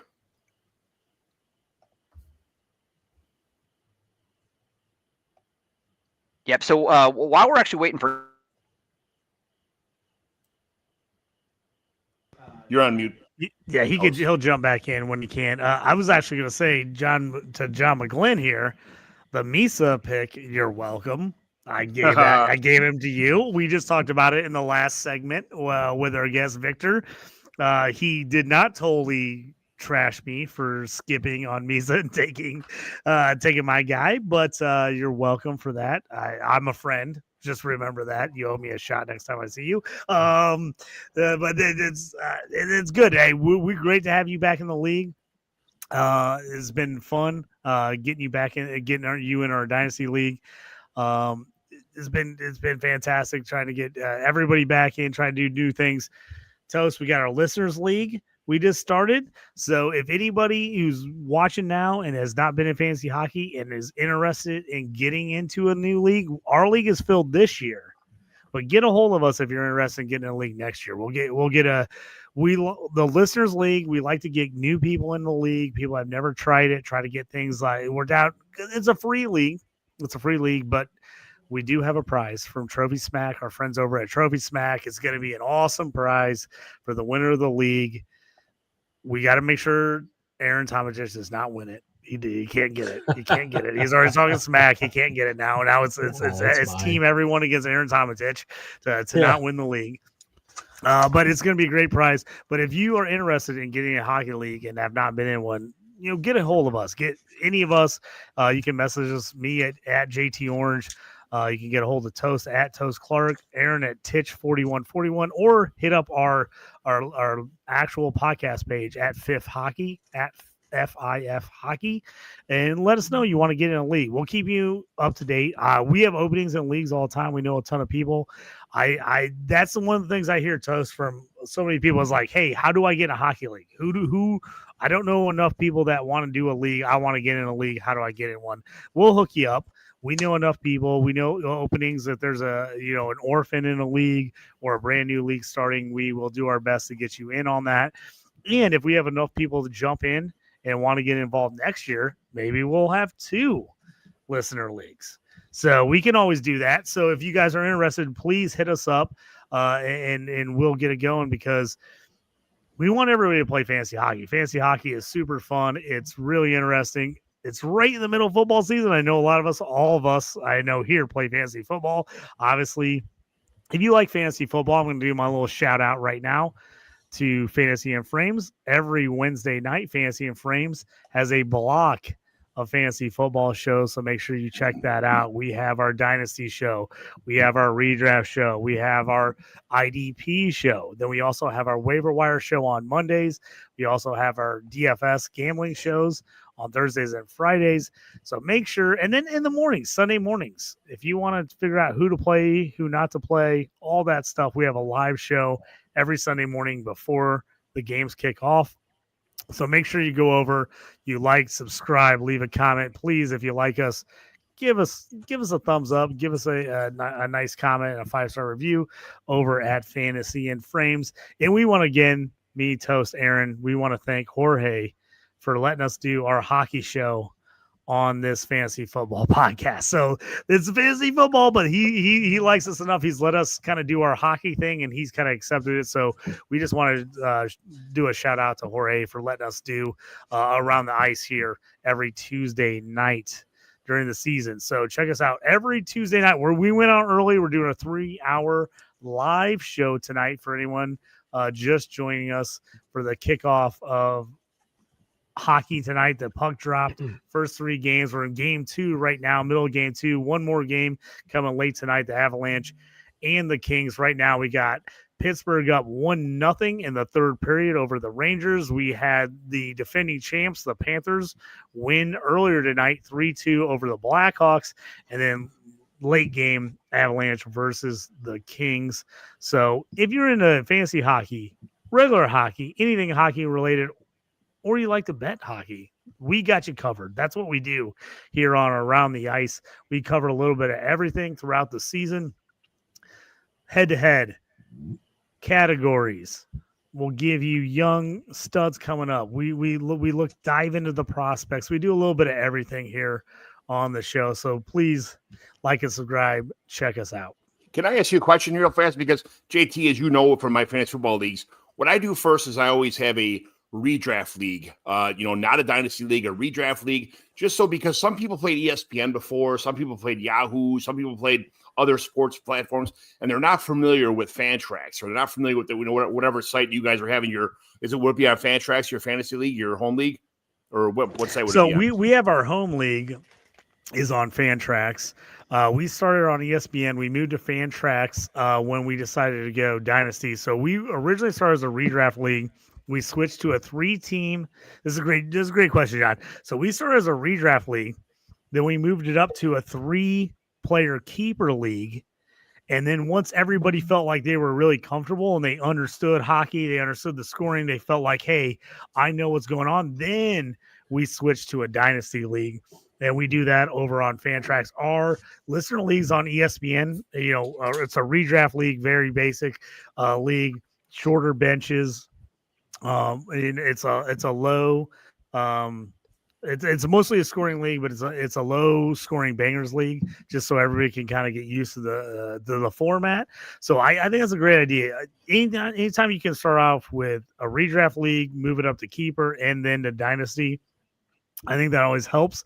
Obviously, if you're coming into fantasy hockey and you're trying to jump into a dynasty league right off the bat, probably going to be difficult. It's going to be a lot for you to learn right off the bat. Not that you can't do it, but you're going to have to do a lot of research. You're going to have to listen to podcasts like ours, and you're going to do a lot of reading. Like we just had a couple guys from Dauber Hockey. You're going to have to jump on those pages and read a lot of articles just to make sure you get yourself up to par when your season starts. Am I correct, Toast?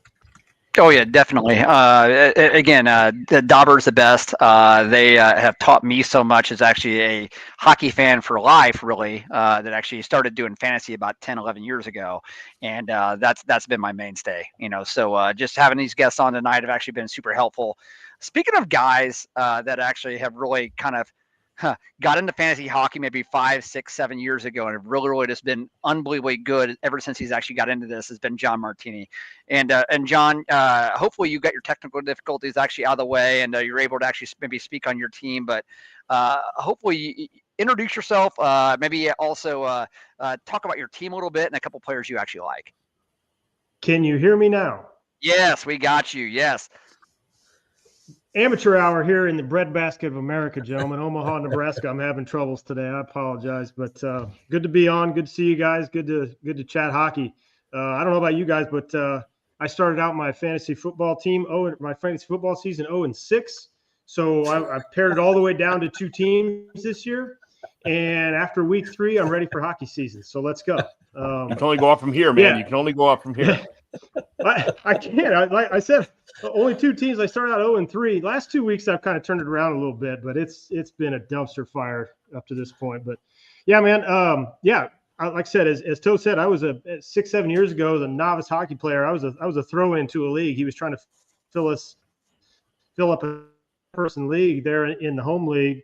And he knew I was a sucker, so kind of roped me in.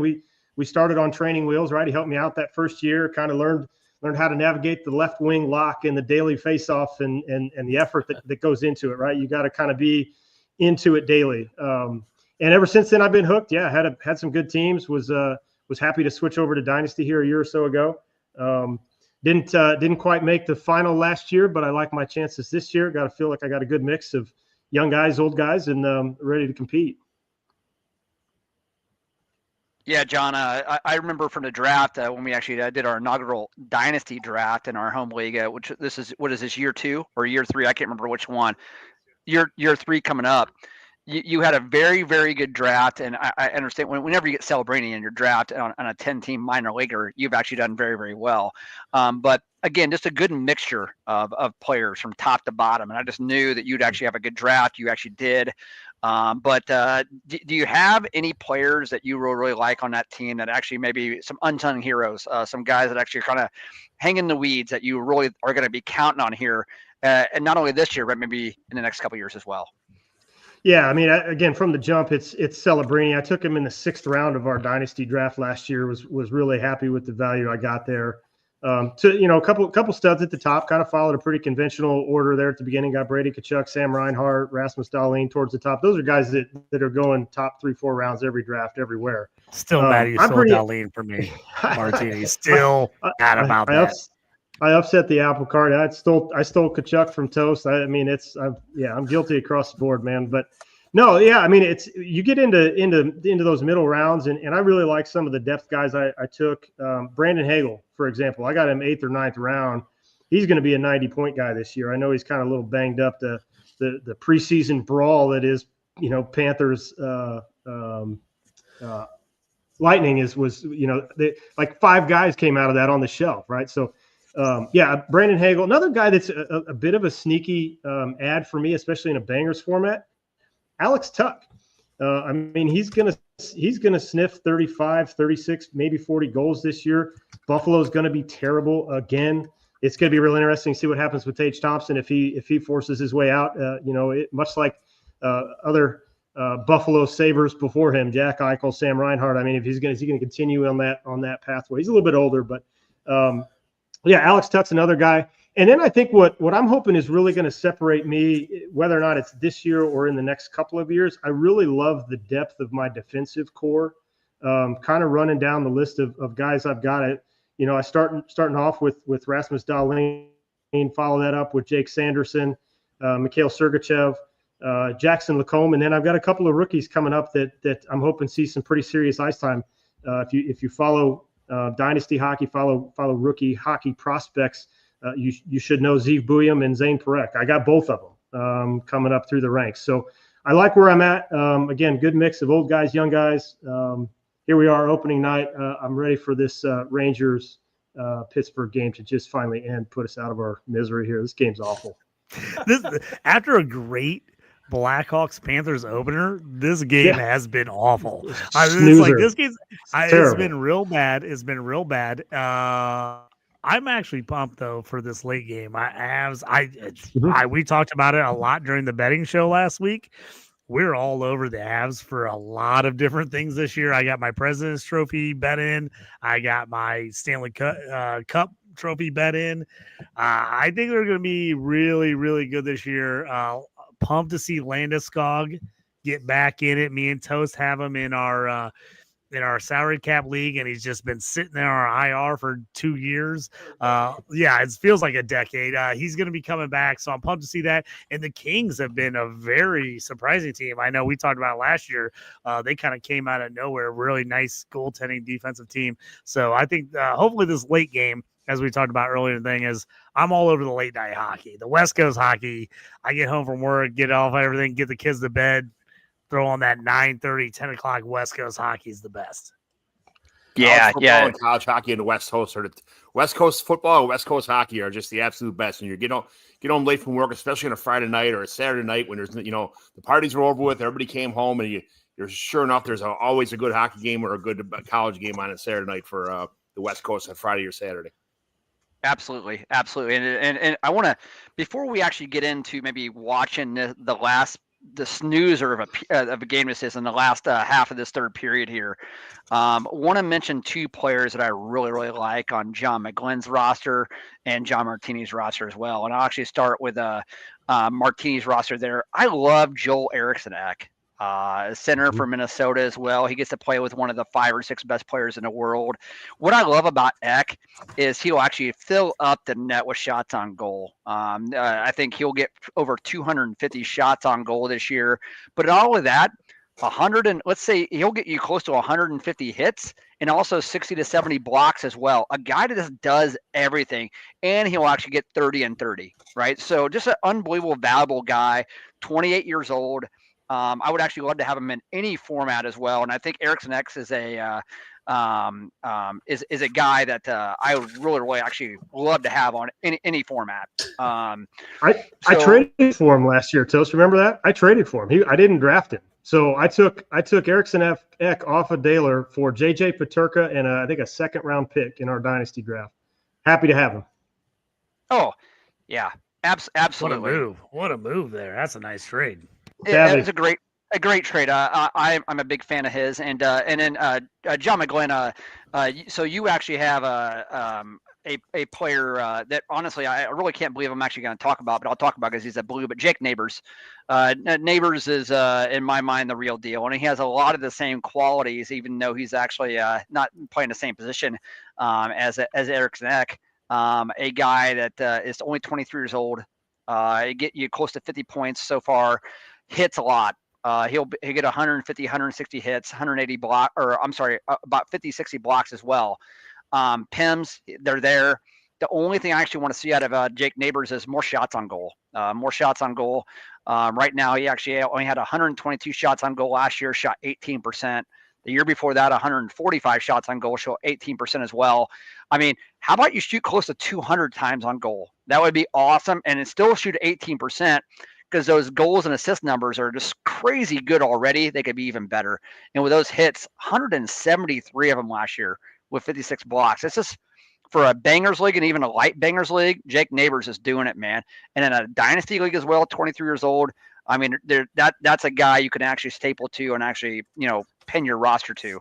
So those are two guys that really stand out to me on your guys' rosters. Yeah, Neighbors got to move up on the lines in the third line right now, so he's got to, get a little more time in, but it's all right. It's not again. It's players that I like a lot, but he's only 23 years old. He's a young kid. That's perfect for a rebuild. I got time to let him develop a little bit. So I appreciate you talking good about him because he's somebody I do like a lot. He's one of those players that's just gonna develop into my championship caliber roster in a couple of years, and so I can go back to back in this league for years to come. I love the confidence of John. John's like, I'm going back to back. And look at McGlynn. Look at Will Cooley tonight. I mean, so snoozer of a game. Although Silvos has been amazing. You've been watching this guy making saves on Pittsburgh. Here, early potential for a goalie for goalie pickup. Dude, he's a stealer. He's a steal right now. I mean, this is not the guy. He's got to be a free agent in 100%. We did not expect him to be the guy for Pittsburgh. He's looking fantastic. No. This is like week 1 waiver wire pickup right here. I mean, this is the guy. If you need goalie help, if you snoozed on goalie in your draft, and you're like, hey, I'm just going to wait to the end and grab somebody late. This might be a nice pickup right here. Yeah. It's the one high point out of the game, I'd say, and the saves he's made are good shots. This is Panarin trying to score. This is JT Miller trying to score, and he's stopping him. But yeah, McGlynn, I shout out to you for Will Cooley. 8 hits tonight, block shot. He's almost 5.9. He hasn't even sniffed the puck. That's the Banger League. That guy defines a Banger League. So I think that's the guy. You're going to just have that solid 5-point game out of him your whole career, whether you're rebuilding or you're defending a title, whatever. Will Cooley will probably be on your team forever. And if I was Martinie, I love Liam Ogren, 21 years old. They just put him down to the AHL, but we talked about it. I think it was when Victor was on, and he was talking about how AHL is a man's league. It's right behind the NHL. In the AHL, Liam Ogren, point per game player. He played with men. He played on a line 1. Matter of time before he cracks the lineup, and he stays with Minnesota. So you got a ton of Minnesota Wild on your team, but they're all the up and comers. I love it. So I shout out to Ogren. I'm excited about him. So Minnesota Wild is my home network, right? Like living in Omaha, Minnesota. I get Minnesota Wild. I get, Colorado Avalanche, and that's about it. There's nothing else for 500 miles. So I gotta jump on the home teams a little bit. Similar comment, Aaron. I got Maverick Bork sitting on my roster. He's been a guy. He did what Ogren is going to do this year. He kind of bounces up and down between the AHL and the big club. Right now, Maverick Bork's on line 2 in Dallas. And if he sticks there, and if he can hold on there, I mean, there's going to be some found value there real quick, real early this season. So that's the idea. That's the whole point of these dynasty leagues is to try and latch on to guys, follow them, hope for good line deployment, hope they play with superstars, and here we go. Absolutely.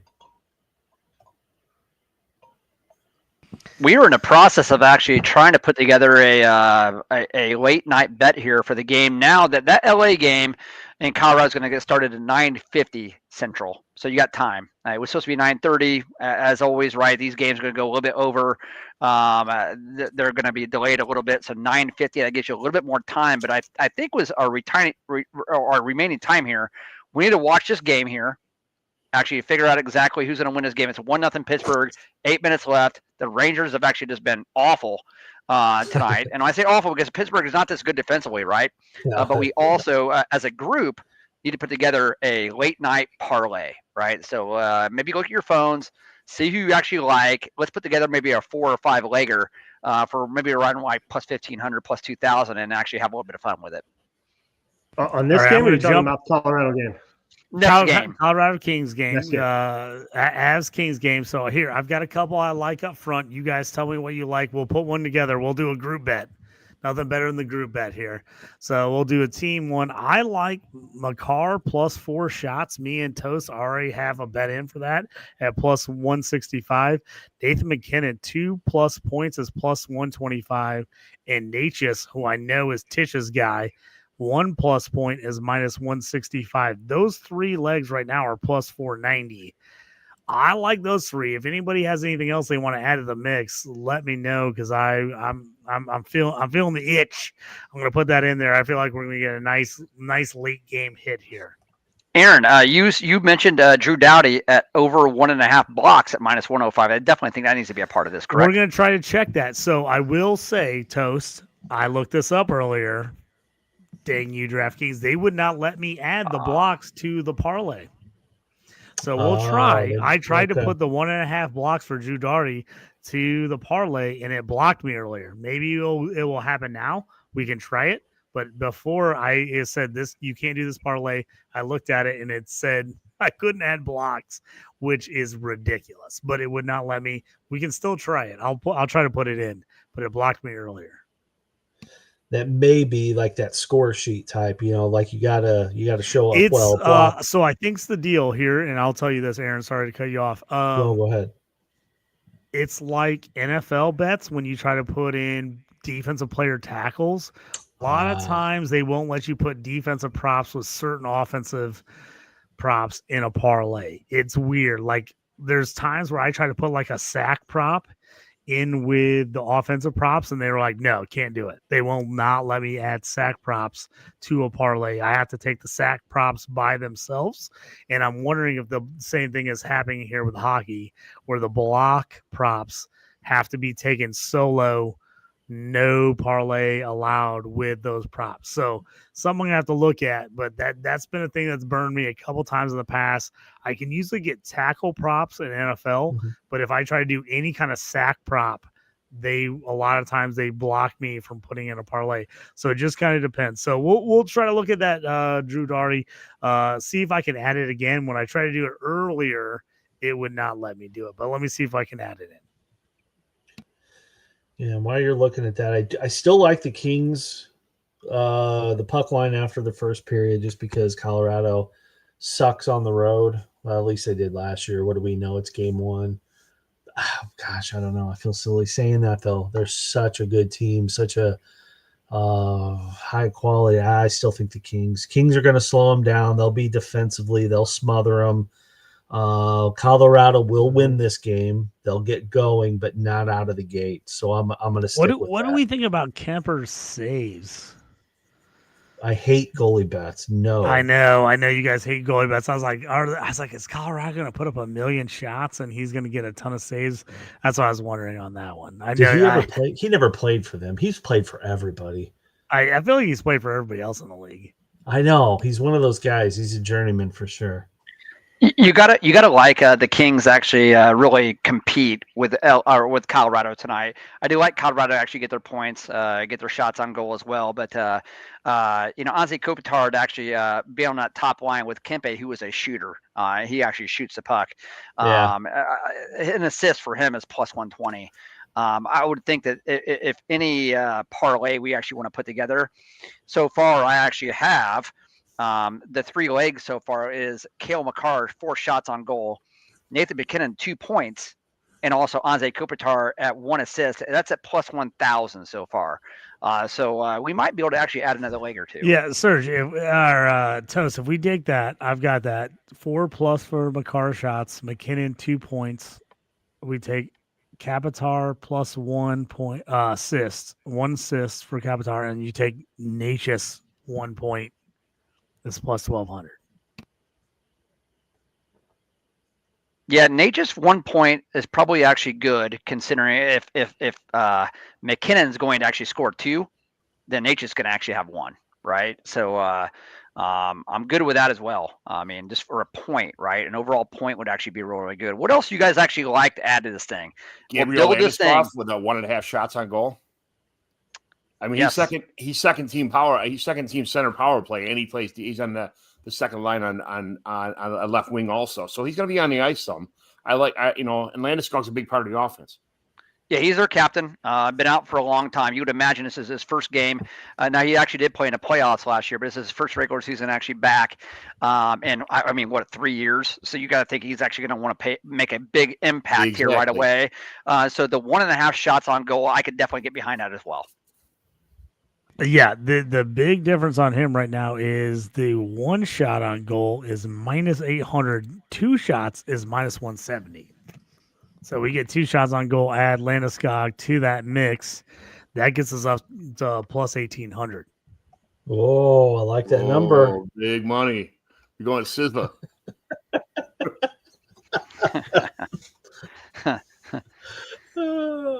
I'm feeling pretty good about this. I like this. Makar plus 4 shots. McKinnon 2+ points. Natchez 1 point. Kapitar assist. And Landeskog 2 shots. Right now, 5-pick parlay on DraftKings plus 1,800. Yeah, I like it, but let's keep this in mind. LA actually they allowed the second least amount of shots on goal in the entire league last year. Now, Colorado, on the other hand, actually had the 4th most shots on goal in the league as well. So something's got to cancel out, right? I mean, and I would, again, Nathan McKinnon, Cale Makar, I don't care who they're actually playing. They're going to get their shots. They're going to. But what worries me a little bit is basically out of 4 out of those 5 are actually Colorado parlays, on the offensive side as well. And knowing just how good LA is at actually home. But it's opening night. Let's have a little bit of fun. You don't have to take your mortgage out and actually, mortgage the home on it. So 1,800, put $10 on it. You get $180. I like it. I like it a lot. Toes, I was going to laugh. Can I throw one into the mix? Colts game the other night. Colts Raiders game. We had the Colts Raiders game the other night, and I was like, man, I knew I loved the Colts today. I had them on Survivor. I think what does my son Walker say? Dad, you should put everything on it. It's like, been listening to me too much. He's like, I should have put $1 million on it. Should have put $1 million on it. Should have done it. Now, John Martinie, did you actually have a leg to add in this thing? Just think about it, right? Like he's kind of an right? Like he's Brock Nelson, second line center, but who's he playing with? He's playing with Landeskog. He's playing. I mean, he's going to be PP1, kind of PP2. He's going to be both for Brock Nelson for a point, minus 102 on FanDuel. Oh, that a point, assist, something, anything. I don't know. I think Nelson's going to have a. He's going to have a sneaky good year. If you had Brock Nelson, Colorado's needed a point in this. We're talking about Brock Nelson, right? Oh yeah. And a point. Yeah, Brock Nelson. Plus 360. He's the 2C. He's the 2C on a team that's going to just score a ton of points this year. He's going to be a sneaky fantasy guy this year. I like that call. You know, JT, they're- say again. What is that? John Martinie, what is his 1 point? I just got Brock Nelson. no. I'm okay. I'm on I got FanDuel. first period. I was like, that. There's no way that makes sense. They had Brock Nelson. I got 1 point minus 160, but it was Yeah, that's first not it. period point. I was like, whoa, that's like something. I'm glad we talked that through because I was like, that's like something's really crazy about that. So here on FanDuel, I'm glad you said something. On DraftKings right now, Brock Nelson for over half a point is minus 110. So if we add him to the mix in this parlay, I'll see what we got going here. Oh, they're trying to fight me now and tell me I can't put some of these. Oh, they're not going to let me put Brock Nelson half a point. I got to adjust it. Go ahead, Toes. I'm gonna see if I can figure out a way to put Brock Nelson in this and not get it denied by. Everybody's got 1.5 DraftKings. block shots on here. Who do you think leads the pack with block shots tonight? Well, that's Dowdy, but they're just not letting us actually do the parlay on that. So for sure, yeah. I was actually building my parlay and it's got kicked out. Like the entire app just kind of went down. I'm actually building it back up here again. You're going to win too much money. Well, yeah, exactly. But we need to recap this here. We got McGlynn at 2 points. We got Brock Nelson at a point. We got Anze Kopitar at an assist. We have Gabe Landeskog at over 1.5 shots on goal. And I believe the other one was Martinie, right, at a point. Is that correct? Yeah. We're missing one. We're missing actually one here. To see if you can Did you say get Kale this in. McCarr shots?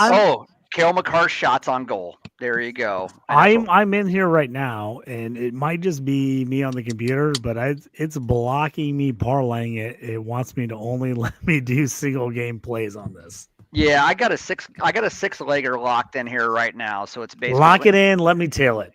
Yep. So at plus 3,100. So we actually got that right here, but basically we got Landeskog 2 shots on goal, McCarr 4 shots on goal, Natchez a point, Nelson a point, Kopitar an assist, and McGlynn 2 points, plus 3,100.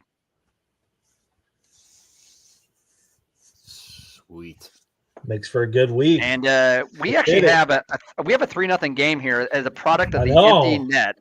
So Brazil with a second goal, and then Blake Lazat. All of a sudden we talk smack and a bunch of goals happen, right? We didn't even know what was going on. Waiver wire pickout. Waiver wire pickup. Who's got the number 1 waiver wire order? And who do you pick? Do you pick Silvos or do you pick Brazil? Who knows? I guess we'll find out. Pittsburgh. This is smoke and mirror. Pittsburgh is going to be so bad. They are going to be so bad this year. 100%. So bad. Yeah. Although New York, this is not a good sign. I've got them out of the playoffs. I didn't even need to see to know they're not a playoff team. Yeah, man. Nothing makes me happier than seeing Pittsburgh square. It'd just be terrible when they swept the Blackhawks in the Stanley Cup playoffs. It was the worst. I'm like, is there what's the? Can we find a betting market for Crosby being traded? Like where it's got to happen, right? Like it's a foregone conclusion. He's not going to end the season in Pittsburgh. That's what Colorado's the rumor. Colorado is a rumor. I mean, but then again, they're just rumors, right? But it will be interesting to see. And not only is he actually could be moved, but the contract has always been so friendly, right? Aaron, you've mentioned a million times, $8.7 million for his number 87, and a player that good, and it doesn't matter how old he is, he's still really, really good. It's such a great contract to actually take on as well. I mean, so and Pittsburgh actually needs picks. They need picks. They have a lot of actually work to do. So they would actually be on the. I think this is only a 1-year deal, so they would retain a heck of a lot, right? And actually just get those picks. So it just makes a lot of sense for him to actually be moved in the event if that's what he wants, right? All right, I was able to get the bet in. I had to jump off my computer and get on my phone. I don't know why. It was like blocking me. It was like, nah, we don't want to let you parlay. We're only going to let you take single bets. But I love that bet, fellas. I love that bet for late. You know what? Nothing's better than watching late night hockey and then having money on the line. It's just the best. It's the best way to end the night. Just like get all fired up, like maybe get a hit. It'd be fantastic. So I like that one we put together. I like Martinie. I like that last throw in there. I think that's a great last piece. He's our resident Colorado guy. If that's all you get over there, that's it's good to know. We got an insider. Now, but see, here's the problem, guys. I live in a free state. Nebraska is one of 6 or 7 states that I can't place an online bet. I can't FanDuel. I can't anything. I got to drive across the border to Council Bluffs, Iowa to place a bet. It's awful. It's wild, dude. I talk about this all the time. I forget about it because Illinois has been one of the few states that's had sports betting for years and years. And then I'll get on like Discord, I'll get on Twitter, and I'll talk to people, and they're like, yeah, I can't bet on this. I'm like, what do you mean? They're like, oh, I can only take a game. I can't take player props. I'm like, I thought this was America. I thought we were free. Like, what are we doing? You can bet on one thing, but not the other stuff because that's too. What are we doing? This is ridiculous. I can open carry at the come and go gas station, but I can't place a bet on my phone. It's like what Absolutely. What's going on here? The Indiana people got to drive to Illinois to make bets, but we got to drive to Indiana. Oh, they used to, John. They used to. We used to on the way to Colts games. I kid you not. There was an exit right before we crossed the border. We would pull over, put all our NFL bets in on the way to the Colts game because as soon as we crossed the line, it wouldn't take any of our bets. Luckily, now Indiana does have sports betting, so when I'm at the game, I can actually put bets in. But like, we used to have to stop. Like literally, I remember one time we drove past it, not realizing, and we turned around. We're like, we're gonna be late for the game. We're like, no, screw it. We like turned around and went back so we could put bets in before the game started. It was ridiculous. Why has no one opened up like a sports book right on the border of 74? Like you catch that traffic, you catch all the guys leaving Illinois to go that way, and you just got to strategically plot out where to put them and just get a sports. Well, they finally changed it. Now you can do it in Indiana, and they actually have casino in Indiana now. So now you're good. You're good to go now. And my cousin lives in Ohio. He was like, dude, we didn't have sports betting. I'm like, what are you talking about? They got it last year. I have a bunch of friends in Missouri because I used to live in Missouri. They haven't had it. I'm like, this is crazy. I remember just driving down to St. Louis, going to like Cardinals games, and I'm like, going to put in something. I'm like, what is going on? They're like, oh, not. I'm like, what is happening? This is crazy. What world are we living in? JT, it's to the extreme out here, right? So Omaha is on the west side of Omaha, Council Bluffs, same metro area, right? And they're separated by the Missouri River. You drive across the river from Omaha into Council Bluffs, there's a whole bunch of casinos, that first exit. There's actually, like during the NFL season, there is actually traffic police on the off ramp as you come into Council Bluffs because people are doing exactly that. They're driving across the border, placing their bets, getting on the looper and coming back into Omaha. It's ridiculous. And they actually have traffic police that are assigned to the Sunday morning duty. Come on. Well, here's my big thing. It's like they act like they're stopping people. Like, no, what are you doing? Like the people that are gonna bet. Like, what are you doing? Like, it doesn't make any sense to me. It's crazy. It's just absolute. It's insane. But I mean, come on. It's 2025 in America. Like, we have casinos all over this country, and you're telling me we can't have legalized sports betting in every state? Like, what's happening? It's ridiculous. Hey, in between games, can we do a quick roundtable on the Stanley Cup futures? Actually, yeah, let's do it right now. Let's jump in. Let's jump on this bet because we talked about it on the on our betting show last week. We pulled out some of our favorite bets. I will tell you before we get in the overall Stanley Cup bet, Toast found the greatest bet. I love this bet. I put it in. It's the biggest long shot, but man, I freaking love it. Toast found, what was it? Jets and Hellebuyck. Hellebuyck to win the Calder, and then the Jets to win the Stanley Cup plus 10,000 or plus 100,000. Yeah, so it is actually on FanDuel. I'm sorry, on DraftKings. It is Hellebuyck to actually win the MVP, which very doable. right? And then also the Jets actually win the Stanley Cup. That's plus 100,000. And if you're just going to put in some lotto bet picks, you should put that one in because am I mistaking? Didn't Hellebuck actually win the MVP last year? He did. I was like, I love this. 100,000. And are the Jets maybe good enough to actually win the entire thing? Why wouldn't you find some quarters and some dimes and stuff in the cushions of your seats and the couch or your car and place $1 down there? I mean, yeah, it was a little shocking. That was 100,000. Why wouldn't you? What do you got to lose? You know. I put $10 on it. So, you know, I threw $10 on it as well, Toast. I was like, hey man, I'm plus 100,000. I was like, let's make something happen here. One other one I actually liked, and John, I'm glad you actually brought this up. And we talked about this with Peter Harling, and Peter actually agreed. It's like this is a no-brainer as well. The goals, McDavid over 38.5 at minus 115. Yeah. That's a given. They got that mislabeled. Again, if you had equity on the house and you weren't actually worried about it, whatever, and you just had more money you actually know what to do with, that's an easy one. Take out a loan, actually put that down there. He's already said he's going to come out and score a lot. He's going to shoot the puck a hell of a lot more this year. 38.5 is stupid low at minus 115. Yep. I'm angling for a homer bet, guys. The reason I brought it up, Minnesota Wild plus 2,700 Stanley Cup future, right? They're going to make the playoffs.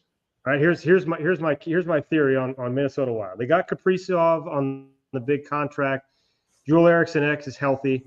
Zeke Williams going to win the Calder. Maybe that's maybe not such a hot take, but he's going to be in the running.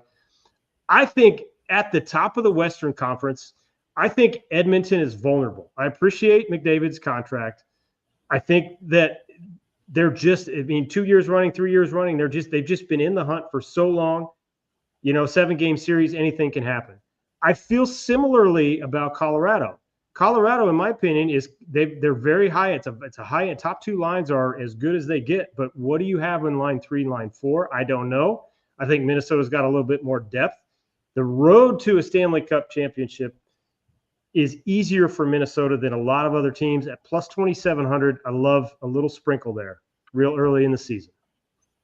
I will tell you right now, Martinie, if you want to get on DraftKings, you can get Minnesota plus 4,000 right now to win it all. It's gone up. Plus 4,000. Excuse me, boys. I got to get in the truck and head to Council Bluffs.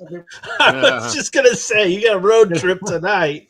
He's like, I'm gonna Venmo you some money. Put that in for me immediately. Thank you very much. I know a big one we talked about in the show was Colorado. Right now is 4th longest odds at plus 900. I know Toast like that. I know Aaron was on that. I like Colorado and plus 900. I'm in on that one. Anybody else that's kind of jumping out to you? Like, I'll read the lines from DraftKings right now. Right now, Carolina's plus 750, Edmonton plus 800, Tampa Bay Lightning plus 850, Golden Knights plus 900, which is another one we were a fan of, plus 900 for the Avalanche. Florida Panthers, 2 times defending champs, a lot of injuries though, plus 1,000, Stars plus 1,000, Devils plus 1,300, which I think they're maybe just slightly ahead of where they're at. Toronto plus 2,000, Kings plus 2,200, Jets plus 2,500, Senators plus 3,000, Rangers plus 3,000. That's a no after watching tonight's game. Capitals plus 3,000, Wild plus 4,000, and then Aaron Tometich's Utah Mammoth plus 4,500. And we're not even going to talk about the Blues at plus 5,000. That's ridiculous. Canadians plus 5,000 after that. I mean, Dallas, you gotta. They're my pick, right? Like if I'm betting the house, it's Dallas this year. If I'm betting the vacation home, it's Minnesota Wild. If I'm betting the European chalet, it's the Montreal Canadiens plus 5,000. Those boys are on the come. They've got a lot of young talent there. Goaltending is a little bit of a question. They got a couple things to figure out on the blue line. I like Montreal though. I do like that Montreal pick. I mean, that's a sneaky one. Dallas, I mean, we've been on Dallas the last couple of years. Man, They've just fallen short, but it's like they got the same core, the same good players, the same goalie. It's like, is this the year Dallas finally gets over the top? I do kind of like that. I think that's a sneaky good pick. Could you imagine, just hypothetically, could you imagine Sidney Crosby in Montreal? I know Colorado is the pick. I know Colorado is the trendy, landing spot. But if we're talking assets and leverage to trade for him, Montreal's got to be in consideration, right? Like they've got a great young core.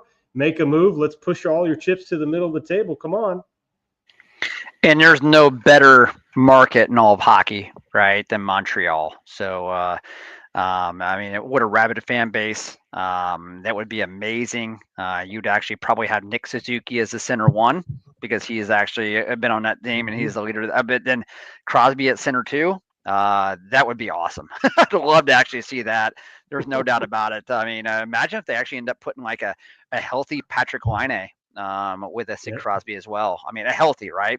Let's just say that again, healthy. So, but another guy I actually like, I really like McGlynn Celebrini, over 71.5 points. That's at actually even money on DraftKings as well. That's low. That's low. I just really think that actually be a lot higher. Really, DraftKings now is actually doing October points. I don't know if you actually noticed that, JT, but for players, they actually like to score the most points or most goals or assists, whatever it may be, in October. And I like Jack Eichel for that at plus 2,800. And the reason I do like that is the fact that Vegas has the third easiest strength of schedule in October amongst all teams as well. Colorado, another one, McKinnon at plus 650. Not as good odds, right? Plus 2,800, plus 650. Colorado has played 12 games in October, which is the second most behind Boston at 13. Shocker, they're not actually offering Pastrnak at overall October goals because of that, right? DraftKings knows better not to do that and actually offer Pasta at the most October goals because they play 13 games in October. That was my question. How many games did they play? But you already beat me to it. That's wild. Yeah, Toast found this the other day. This is a new thing. They did not offer this prior this year. And I do want to shout out DraftKings. Excuse me. They've added a ton of hockey bets this year that you could not get last year. There was a ton of stuff you could not bet on. It was kind of ridiculous. But they've added a lot of stuff. This October futures bet, Toast, I'm loving it. Season-long bets are great, but it's like, man, if you can hit a little early, get all that taste, get a little something to post some bets for the rest of the year. I like it. So I'm in with Toast on this. I like some of these October bets. You can get some team over under points. You can get some player points. You can get most points in October. Pretty nice. I kind of like it. Toast, another one I just want to bring up for the peoples. Our Ovechkin special bets. I know we were all over Ovechkin last year. We all hit, which was phenomenal. They have 900 career goal. They have what team he could play against to get it. Pretty interesting bet. And then you had him at over total goals. I think it was 40, right? We took the 40 plus bet on Ovechkin. The 42.5 to actually get the record. 42.5. That's right. It was. Yeah. So this year, the bet they actually have is a special bet on I keep saying Fantrax on DraftKings, and so it's Ovi. He is 3 goals away from 900. So who will he actually get 900th goal against? And so his first game of the season is versus Boston at home. Boston actually being down. They're kind of in that mini rebuild or whatever, and you would imagine that maybe he can get a goal there, right? But then he actually travels on away games to New York Rangers and the New York Islanders. Traditionally, 2 teams that actually stop the puck and actually do it pretty darn well and actually got good goaltending with Sorokin, Shesterkin as well. But then they actually come back home versus a Tampa Bay team for their 4th game. And Tampa Bay, as good as they actually are, they've given up goals the last year or two. They really have. So right now, the Tampa Bay game is the leading bet at plus 550. I guess the worst odds anyway at plus 550 for him to get it in his 4th game. And I have not checked Boston or the Islanders or the Rangers there, but it's an interesting bet. I kind of like it. I'll probably sprinkle on the Tampa Bay the 4th game. That makes sense. It's a home game too.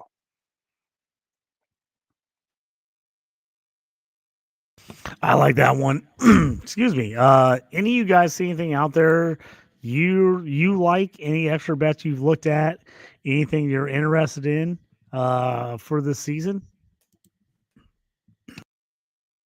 As we're 6 minutes away, it looks like, from the Avs Kings game starting. Late night West Coast hockey, my favorite. I am not a big gambler, so I don't really look at this stuff too much. As you know, I'm not a.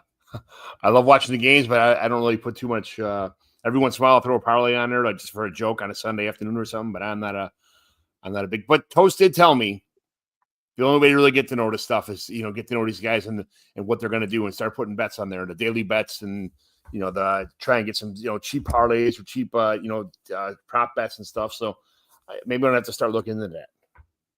It'll force you to watch a game, and you'll end up watching the entire game. It's kind of like what we joked about for years. I'm actually sitting here betting Jacksonville and Cleveland, right, in football. And I'm going to watch the whole damn game, right? And I'm like, why would I do that? And I all of a sudden actually know that a third string cornerback, which, geez. I mean, so again, hockey's no different.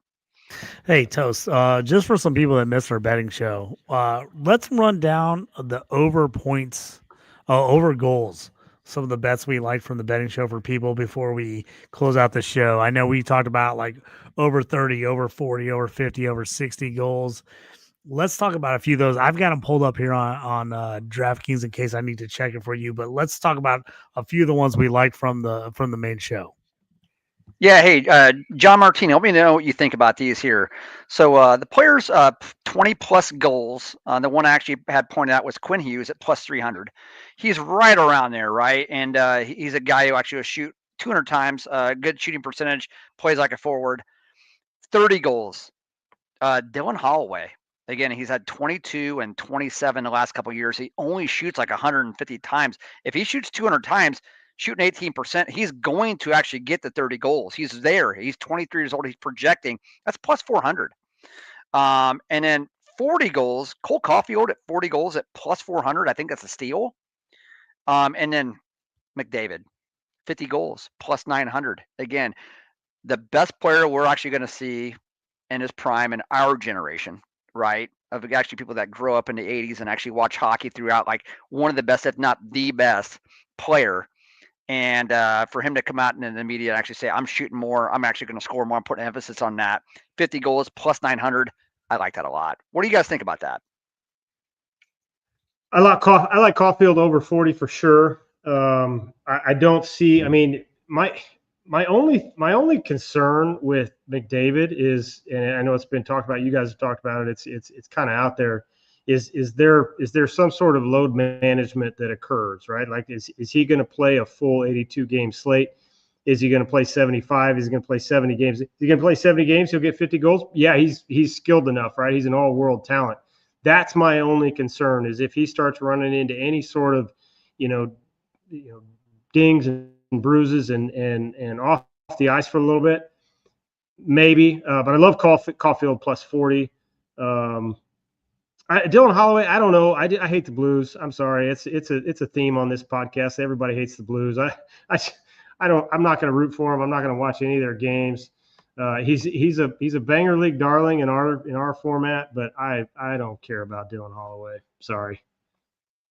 I hope he's not listening. I just saw. I don't think he's a rookie, right? Demidov. It's 30 plus is plus 1,000 for 30 goals. Yeah. It's plus 1,000. I'm kind of just perusing right now. Demidov's plus 1,000. I was trying to look at some of the high end guys. Dylan Cousins plus 1,000. I just wanted to see what some guys are kind of, if anybody jumped out. Batherson plus 300. I don't think so, man. No, I like Batherson a lot, but I'm like, I don't know, for plus 300 at 30 plus goals. I don't know. Yeah, whether it's actually been Pinto, whether it's been Batherson, there's been an injury issue there. I mean, for just guys to kind of stay on the ice. But if they're healthy and they're actually there for the 80-82, absolutely, for sure. Would that be insane for Demidov to get 30 rookie year? I don't think so. I don't think it's insane at all. I might sprinkle 10 on that. I'm looking at it right now, Tuz. I might sprinkle a little 10 on that. Well, if you're going to do that, and you feel really confident about it, then you'll go ahead and get him for the rookie points at plus 200 as well. So, yeah. That's what I was thinking. Double up. Yeah, double up that because I know we like that. I know we liked him rookie points as the leader there.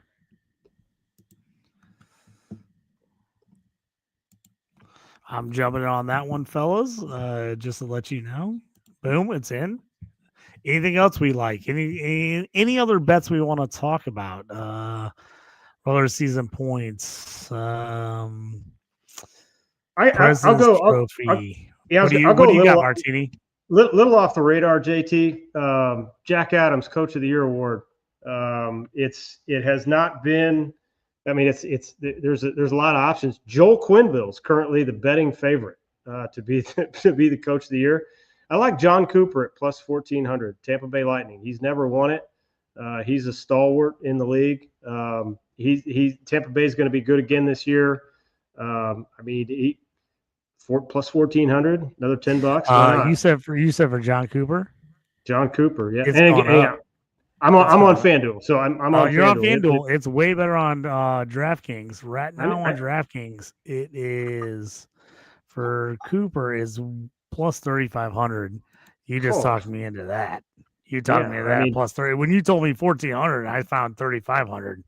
Yeah, Coach of the Year. I mean, it's again Quenneville. Obviously, he's going to be kind of a flashy thing. We'll see what happens in Anaheim. We'll see what happens. I'm heavy into Tampa Bay Lightning players for fantasy this year.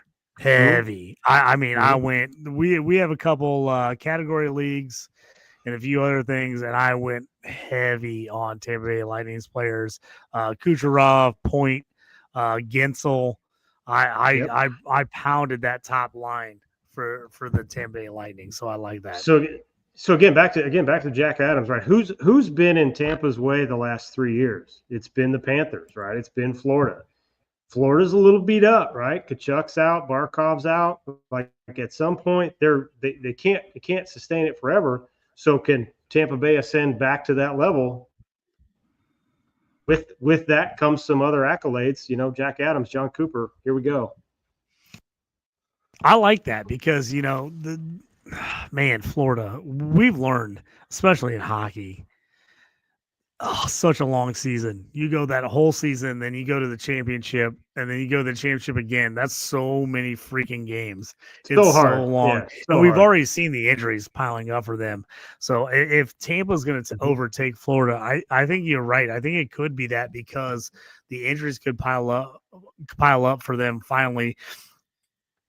They're dropping the puck right now. Boom. Puck drop. Avs, Kings right now. I have to tell you, new Kings jerseys, and I'm really liking this.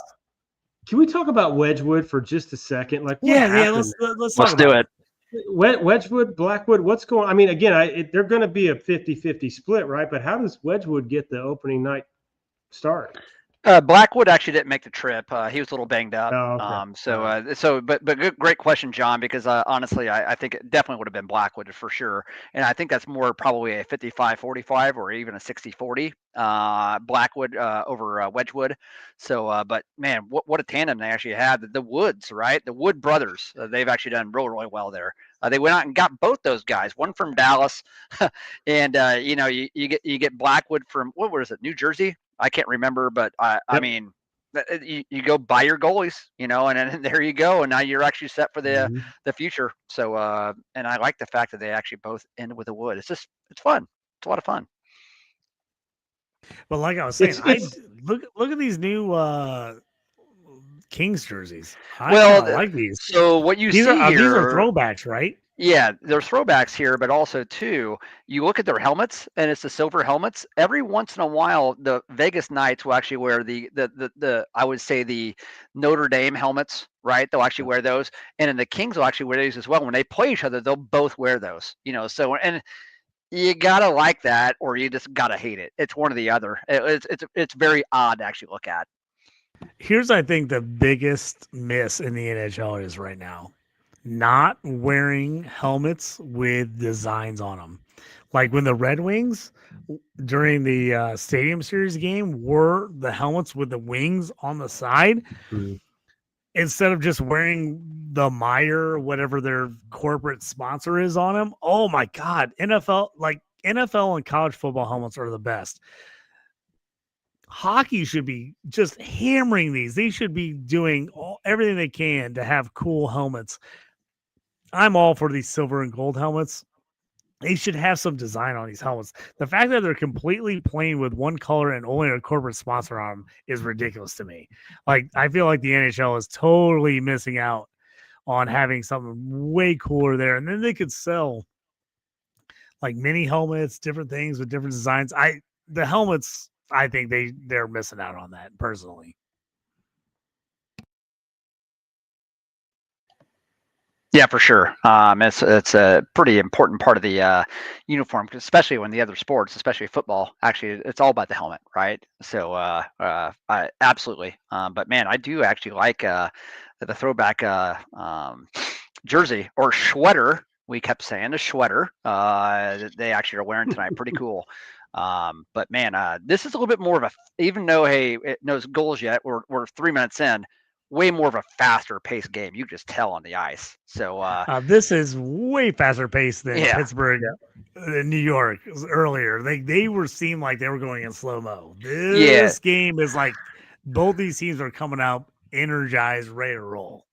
Yeah, this looks more like the Chicago Panthers game. Yeah, go ahead, John. This is not your typical Kings game, like you said. They tend to kind of slow it down, play a little more defensively out of the back. This is abnormal, but I hope they can hang. Yeah, absolutely. What's this again? Picard, 4 shots on goal is what we need, and we got all kinds of plays here, which is fun. It gives something to watch here from 9:30 Central to midnight, and then go to bed and actually hopefully be winners. As we close things out, as we're coming on 3.5 hours here on the second annual opening puck drop live night here on Fantasy and Frames for Around the Ice Hockey. We want to thank our sponsors, Autotown. Talking about autotownonline.com for all your high-end used vehicles. Check them out. They're in Champaign, Illinois, but you can get cars anywhere. They can ship to you. Check out their website. They'll take care of you. If you're in the central Illinois area, check out Project 47 Smokehouse, your best in barbecue, drinks, and atmosphere. Go by, check out Fantasy and Frames. We love you for hockey content, but man, they got all the good football stuff. So every Wednesday night is our block of football. We have Dynasty Draft, our Dynasty. We have Shoot the Gap IDP. We have our Fantasy and Frame Redraft League, all the good stuff, plus many, many more shows throughout the week. Always good things there. Go like, subscribe, follow them on YouTube, Twitter, everywhere else. You can follow me at JT Orange, Toast at Toast Clark. Follow our Fantasy Hockey at Fifth Hockey. You can go to Fantasy Fifth Football to do that. Toast, final things you want to talk about here as we close out the show. Yeah, it was a great show. This is the best time of the year for me. I'm a huge horror fan as well for movies. So we're actually in October, and I get to watch all the Halloween movies during the day, prep for podcasts as well, watch a bunch of hockey. I mean, it really is the best time of the year. So as always, love doing this. We had 2 great guests on tonight, and then we actually had more great home league guests as well. John, you've been on a couple times since like your 3rd or 4th. We're definitely going to have you on more often this year. You do a great job, great fantasy manager as well. It's going to be an exciting year. I cannot wait. Let's just hope that our teams we follow and that we actually really care about actually do something really good and take next steps this year to even make it even better, right? I'm pumped for all the Red Wings younger players to get a shot. It's all over Red Wing Twitter. Everybody's like, oh, man, Yzerman's letting it go. He's going to let all the young guys play. So I'm pumped for that. I'm hoping, cross my fingers, to see the Red Wings finally make the playoffs after barely missing the last 2 years. I know, Tosh, you're wanting to see improvement from the Blackhawks with a chance to sign some big dogs in the next year or two. Martinie, what do you want to see coming through? I know you talked about your Minnesota Wild. What do you think about the Kaprizov signing? We didn't get to talk about it with you. We talked about it earlier in the show, but didn't get to talk about it with you. Well, so back to how I came on. I'm sorry for the technical difficulties earlier. I'm just glad fantasy football season is over. Bring it on. I like the Wild. I'm a phantom fan of the Kraken here, so I'm following them. They need some fans, right? Like, hey, they got an awesome logo. I love the logo. The logo is sweet. I did the lights in the background just for the Kraken. It's going to be a great season. Ready for hockey. I appreciate you guys having me on. I know you've been at it for a long time. I'm appreciative of the fact that you're both still upright in your bar stools right now. So let's hope for a good game here, Avs Kings, and a good season, good health, and a lot of fun. Those final words from you. I'm done. Another live cast in the books. A great night. We're going to watch this 9:30 game and can't wait. Tune in next week. We will actually be on the air next week, Tuesday, every Tuesday, especially in the fall at 9:30 Eastern and 8:30 Central Time. And we usually go for about an hour, and cannot wait for this year to start. And so definitely tune in. Give us a like. Give us a like on at FIF Hockey, and also in our YouTube page. It's Fantasy and Frames, keeping 4 eyes on the puck. So please go there, give us a like, give us a follow. That would help tremendously. I want to thank all of our guests that came on tonight, all of our sponsors. Thank you to Jorge for taking care of things tonight, running things behind the scenes, and giving us this opportunity to do the show. Another opening night live podcast for the drop of the puck for hockey. Man, it didn't seem like it was going to get here, and it got here real quick. Hockey season's upon us. It's phenomenal. We're pumped about it. Check us all out again. Me at JT Orange, Toast at Toast Clark, and Aaron Tometich, who had to dip out a little earlier. Our other co-host at Titch4141, and again, like us at Fifth Hockey. We appreciate everybody. John, thank you for coming on. John McGlynn, John Martinie, also all our other guests. Phenomenal night. Hockey is upon us, man. It's a great season. Check us out every Tuesday. We're going to bring you fantasy hockey betting. We're going to bring you prospect data. We're going to talk about head-to-head. We're going to talk about categories. We're going to talk about salary cap leagues. So we'll do a little bit of everything every Tuesday night here on Around the Ice on Fantasy Frames. For JT, I'm JT. For Toast, excuse me. It's been a great night. We appreciate you guys. Thanks so much, and we will check you next time.